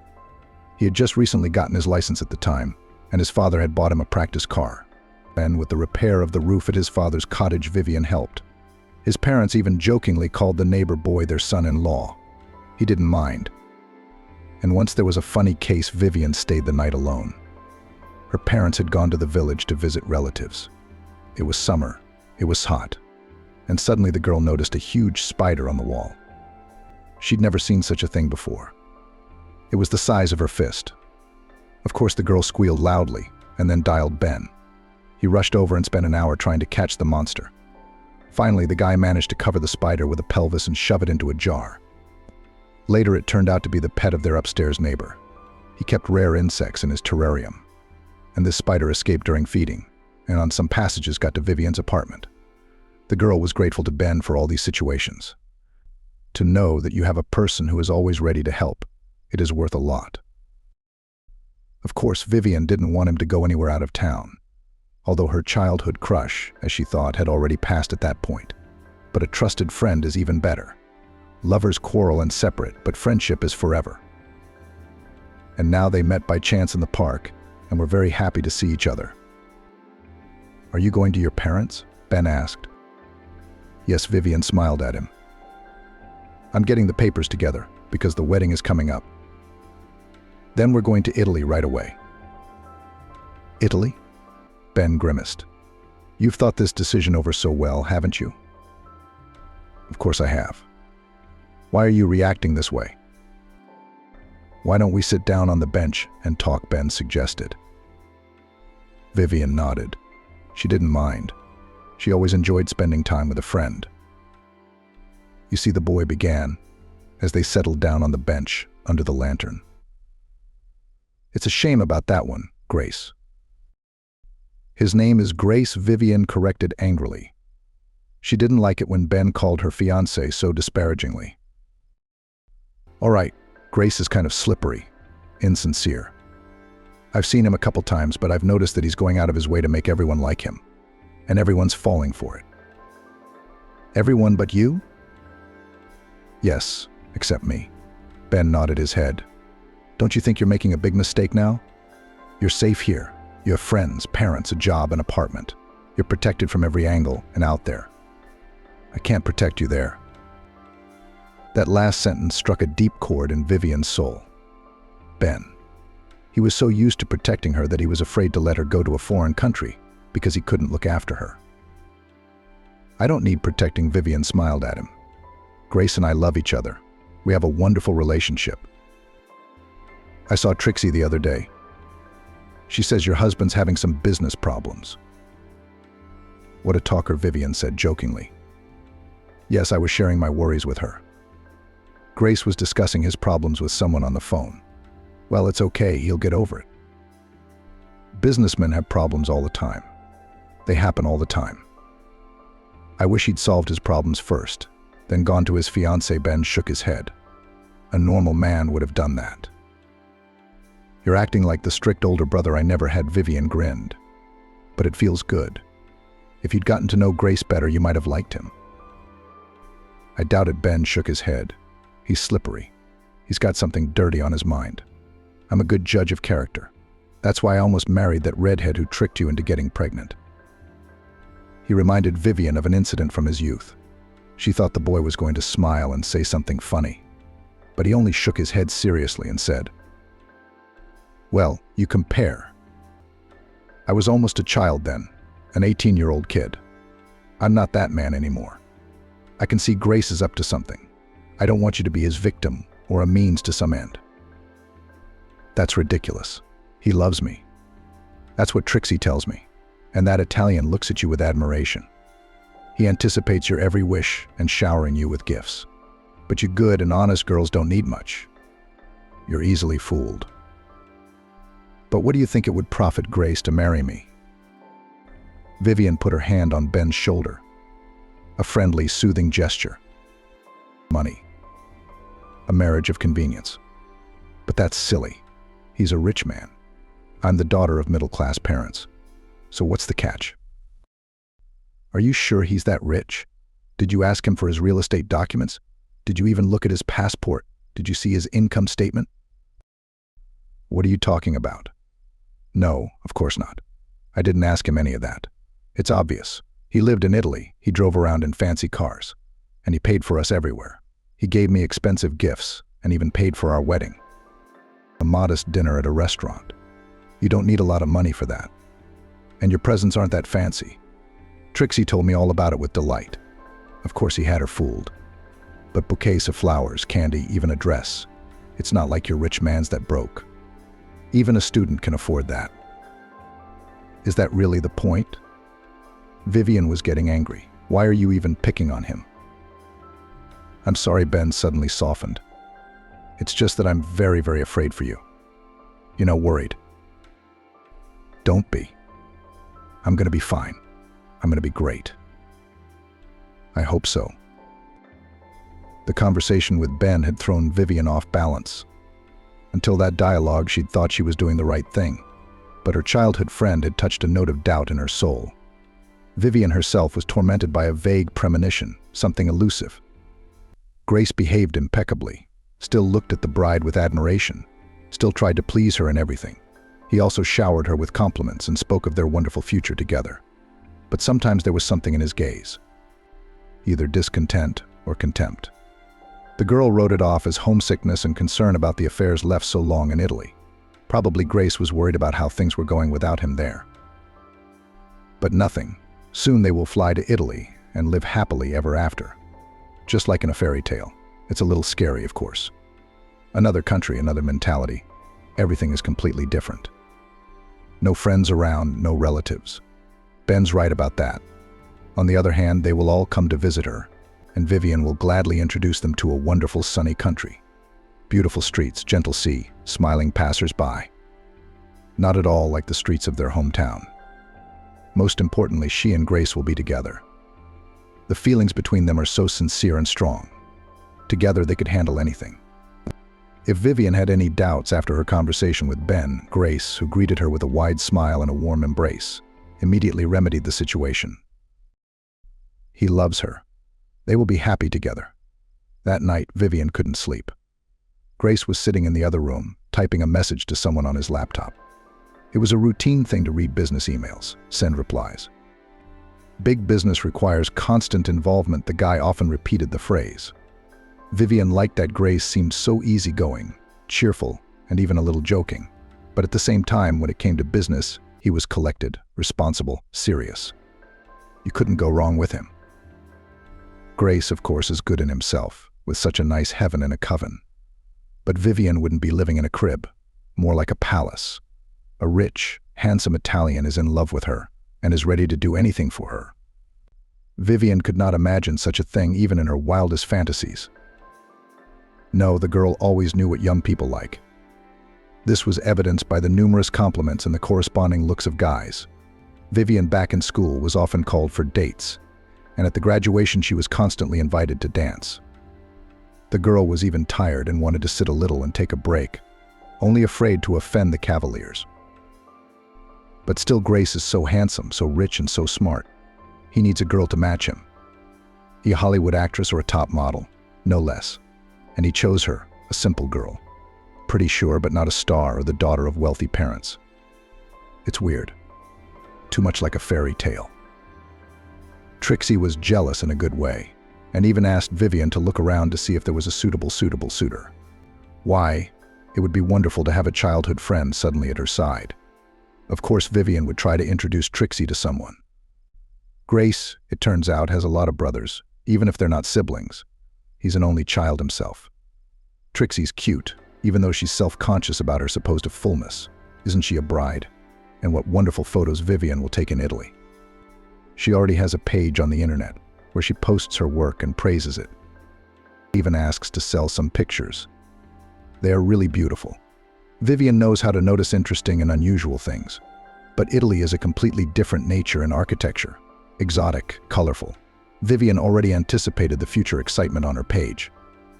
She will definitely familiarize her compatriots with this unique country through photos. Let them admire it too. Maybe she will even realize her dream. As the wife of a wealthy man, Vivian will probably be able not to work. Why should she? If Grace is going to provide for her family, and what would she do? Her degree in economics is unlikely to be valid in a foreign country. Different laws, different accounting rules. But the girl will be able to do her favorite thing. She'll take pictures.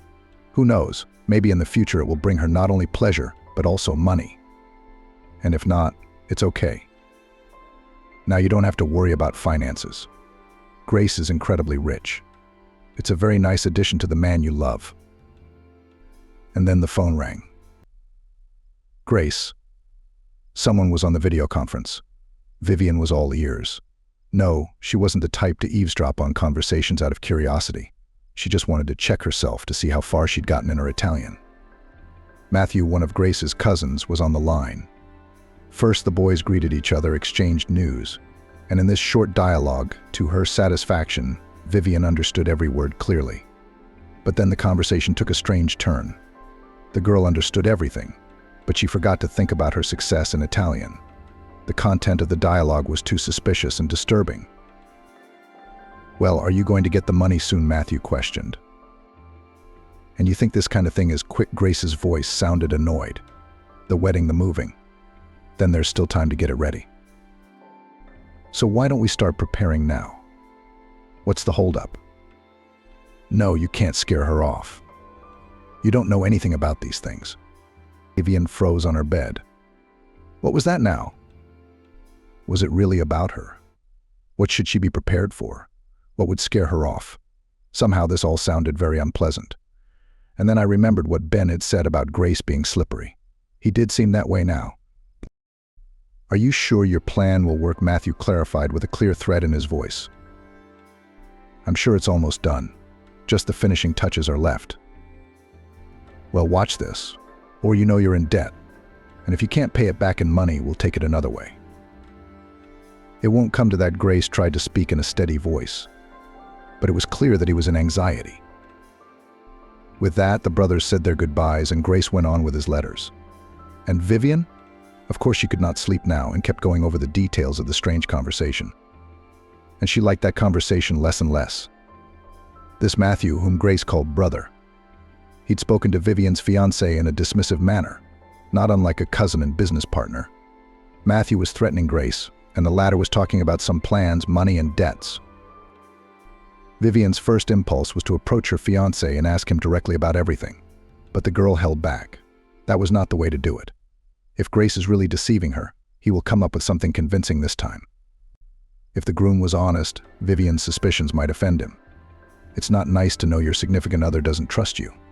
No, that's not what Vivian will do. Now she will simply become more attentive, will listen, look closely, notice some important details.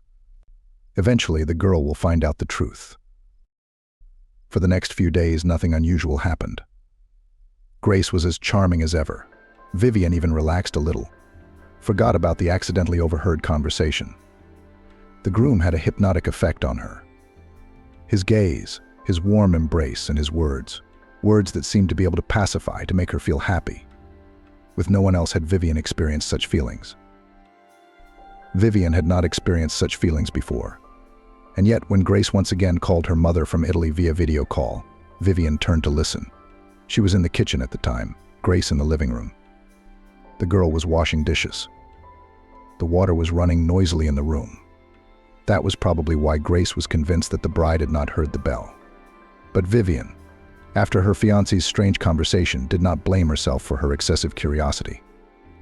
The girl went to the door of the parlor and listened. She needed to know everything, absolutely everything about the man with whom she was going to tie her fate. Grace seemed to be hiding something. Perhaps his conversation with his mother would resolve this doubt. Vivian already realized that her fiancé was not as sincere and honest as he tried to seem, but she was not ready to hear such a thing. Grace's conversation with her mother turned out to be quite frank.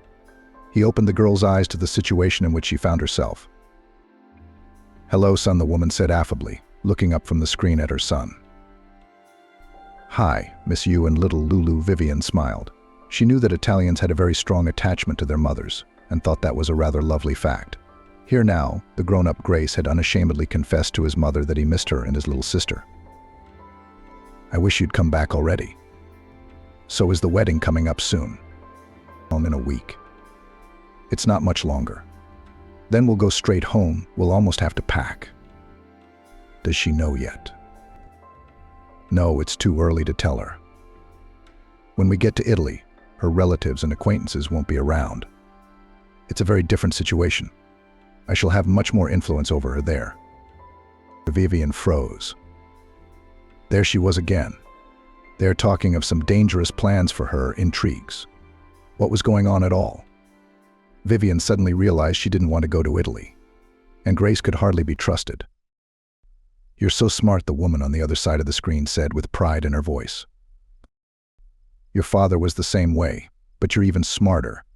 You've had a lot of wisdom since you were a child. Does this poor girl really believe that you are in love with her?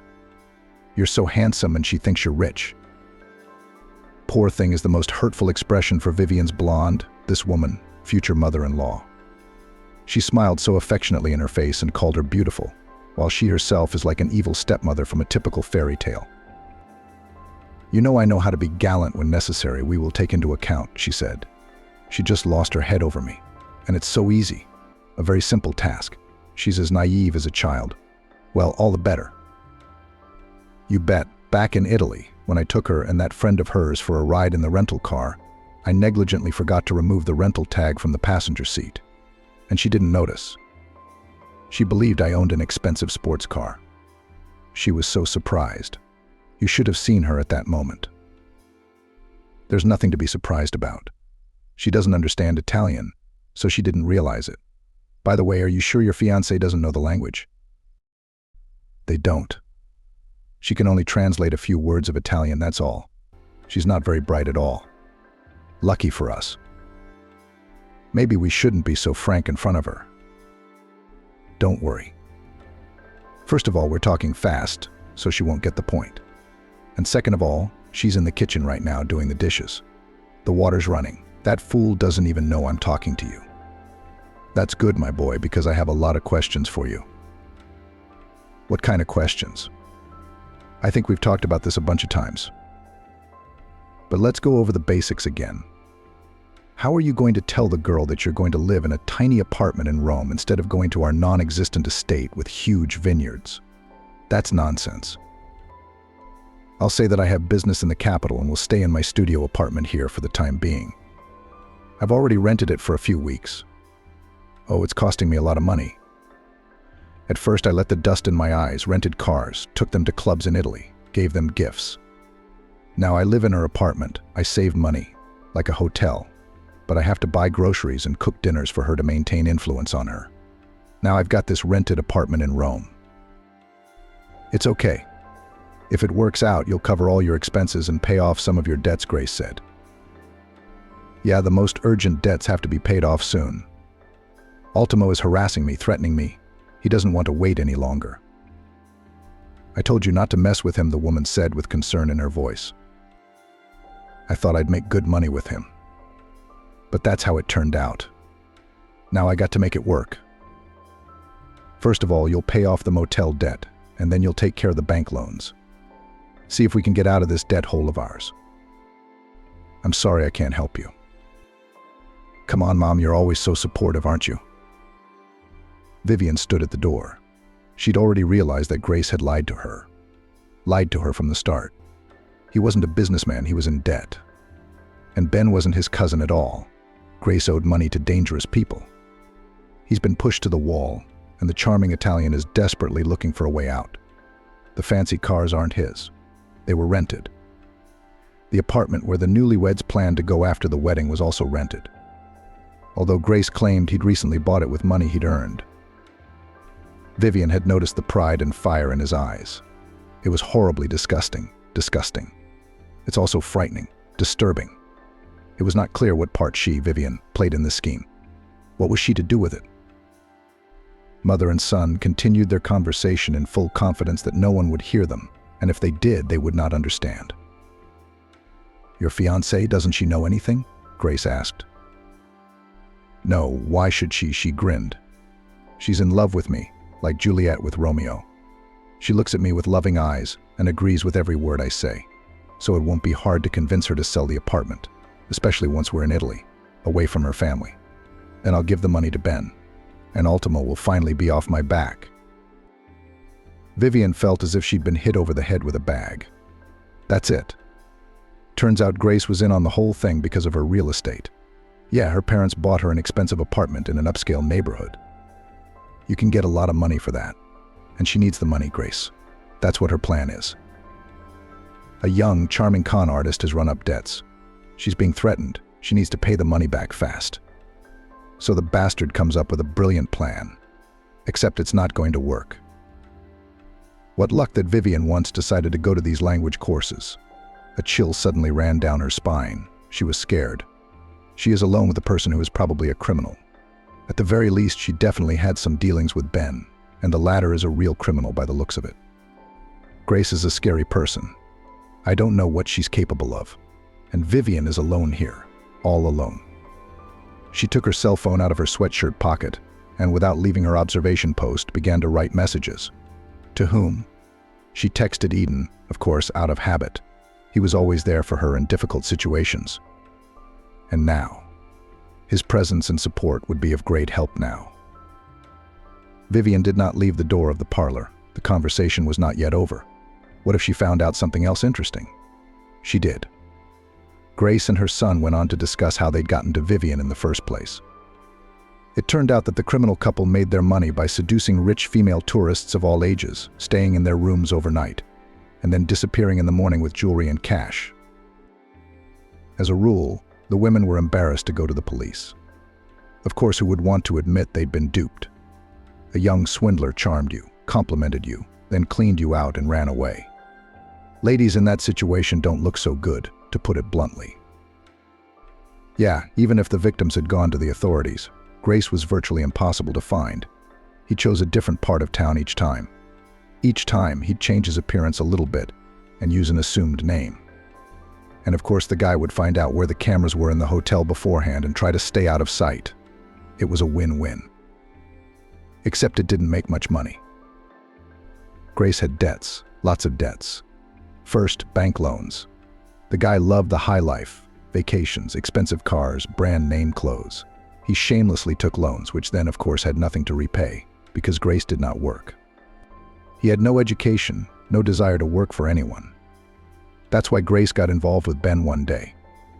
It seemed to the guy that it was a great opportunity to easily and quickly earn a decent sum. But something went wrong.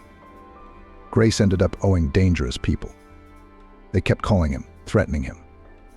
The debt increased every day, which drove Grace to despair. He realized that if he couldn't find the money, he might not be spared. Vivian learned all this while standing in front of her own living room door. And then Grace's mother, who was well aware of her son's means of earning money, proposed a wonderful plan to her offspring. And from the conversation between son and mother, Vivian realized that the woman has great power over the guy. He is ready to do anything to please her. The lady didn't work. She kind of took care of the house and her young daughter. They were occasionally kept together by a man, another suitor for Grace's spectacular mother. But these were unstable sources of income that quickly dried up. The main earner remained Grace with his petty scams against rich tourists. It was the mother who encouraged the handsome son to make money this way. Realizing what was going on, Vivian felt something like pity for Grace for a while. It's a terrible thing to be used like that by your own mother. Vivian's unfulfilled mother-in-law decided that in the current situation, the cash and jewelry of rich ladies would not be enough to cover her debts. So she came up with a new, much more risky and complicated way of making money. If it worked out, Grace would have the money to pay off Ben. Grace's mother targeted Vivian herself. She found out through her channels that there were 2 young Russian tourists staying at the hotel and ran a background check on them. Of course, not only Vivian was in the field of vision of the clever ladies, but she turned out to be the most suitable candidate for several reasons. The first and most important, the presence of her own living space, an apartment in the center of her hometown, registered on the girl.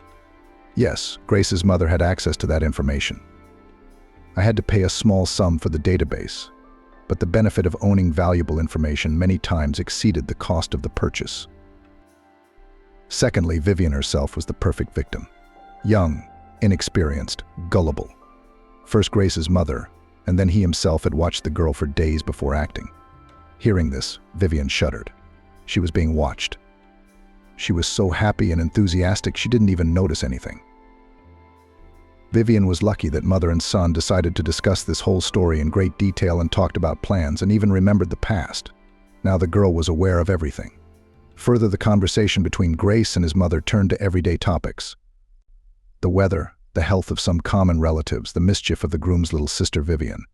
They made no further mention of their victim, but Vivian already knew all she needed to know. The girl returned to the kitchen and sank powerlessly into a padded chair. Her rose-colored glasses had just shattered with a crash and clink, and as it always happens, with the glasses inward, she was in pain. Unbearably hurt that the beautiful fairy tale and unearthly love had all turned out to be just a deception. And Grace wasn't the perfect prince on a white horse, but a con man. He has no feelings for Vivian, only pure calculation. According to Grace and his mother's plan, Vivian was to be the wife of the con man. Together they would go to another country, live in a rented apartment, which Vivian would consider Grace's property for the time being. Then the young husband would ask her to sell the apartment, and Vivian would agree. Of course she would. Grace would surely think of some plausible excuse. He'd been working her over so skillfully all this time that there was no doubt Vivian would sell the apartment and give him the money. And then the divorce. And Vivian would be alone in a foreign country with no money and no support. Of course, her parents would not abandon her in a difficult situation, would send money for a ticket, and the girl would return to her native country, where she would no longer have her own apartment. Even to imagine such an outcome is scary. In Grace, he would have gotten away with it, because legally he did nothing wrong. Vivian would have sold the apartment herself and handled the money herself, giving it to her spouse as she saw fit. There is no crime. It doesn't seem to exist in this situation. What kind of cunning plan? But Vivian did figure it out. She decided to wait until Ben arrived, to whom she'd written a couple of messages. Until then, she would do nothing. Who knew how Grace would behave when she realized that his plan had failed? I mean, this was a long-term project for the con man.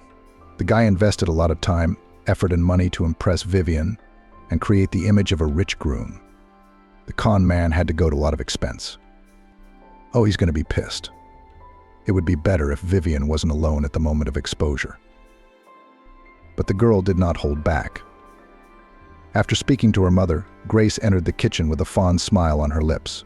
Now she seemed to Vivian unpleasant and insincere.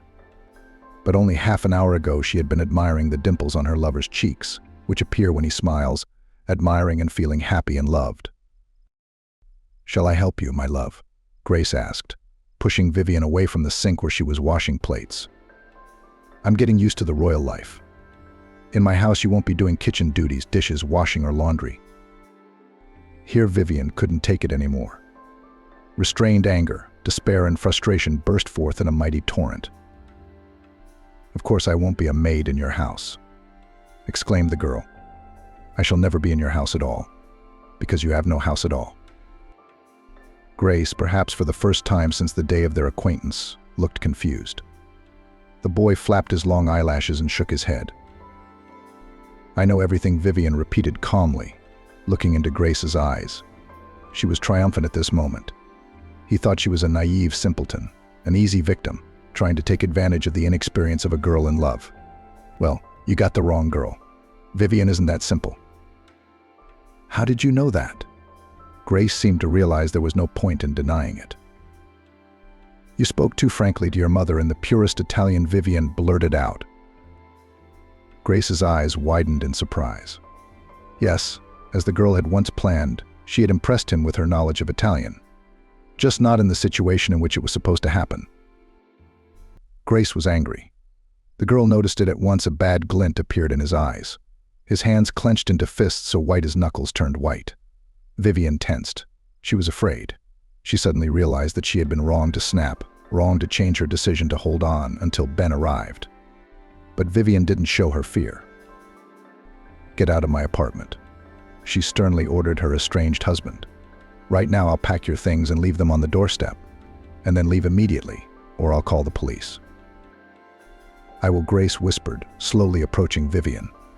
She instinctively retreated to the windowsill. Like a frightened bird, she wondered what he could do to her in her condition. He was obviously up to something evil. "I'll leave, but I'll pay my expenses first. The money I spent on you. That's fair, isn't it? Give me your jewelry, your money. Your money. What else you got? I'll leave." That's how Grace's veneer of sincerity and benevolence came off. Now Vivian was faced with a greedy and unpleasant man, a fraud, a cheat, a deceiver who might even be capable of physically harming her. How frightful. "I don't have any jewelry," she whispered. Her fervor had worn off. Now she felt only horror in the face of the all-consuming danger that would rob her of her will and paralyze her. Grace rushed into the rooms, smashing and breaking everything in his path. Vivian could hear him slamming closet doors, searching for something to sell. The boy was desperate. In such a state, a man, especially a man like Grace, could do anything. Vivian tried to leave the apartment, but Grace pushed her away from the door and shouted at her so much that she immediately realized that the next time she went out like that could have serious consequences. Vivian sat in the kitchen with her arms around her head, listening to Grace ransacking her apartment. And then Ben showed up. Vivian had always been excited to see her friend. But now it was something special. The girl felt like a mountain had been lifted off her shoulders. Ben quickly assessed the situation. When he noticed Vivian huddled in the corner of the kitchen, he became furious. Cussing and fighting sounds came to the girl's ears. "Get out here." Ben literally threw Grace out of the apartment and then dialed the police. He spoke loudly and clearly so that Grace, who kept banging on the closed door, could make out every word. Then Ben rushed to Vivian, put his arms around her. The girl clung to him. She was shivering. Tears were streaming down her cheeks. So many events, so many emotions. Ben stroked her back, her hair, her shoulders, said something soothing and affectionate, nodding his words, not asking unnecessary questions. Realized that the girl was in the wrong state of mind right now. A few months passed. Grace returned to Italy. The police did not start a case of a con man on him. Lucky him. On his hand played the fact that he and Vivian had time to apply to the registry office, that is, considered a bride and groom. So the guy wasn't prosecuted for breaking into someone else's home. After all, the landlady was not a stranger to him. The whole situation looked like a personal quarrel, a misunderstanding between spouses. A domestic dispute. And Vivian had no proof that Grace was a con man and a con artist.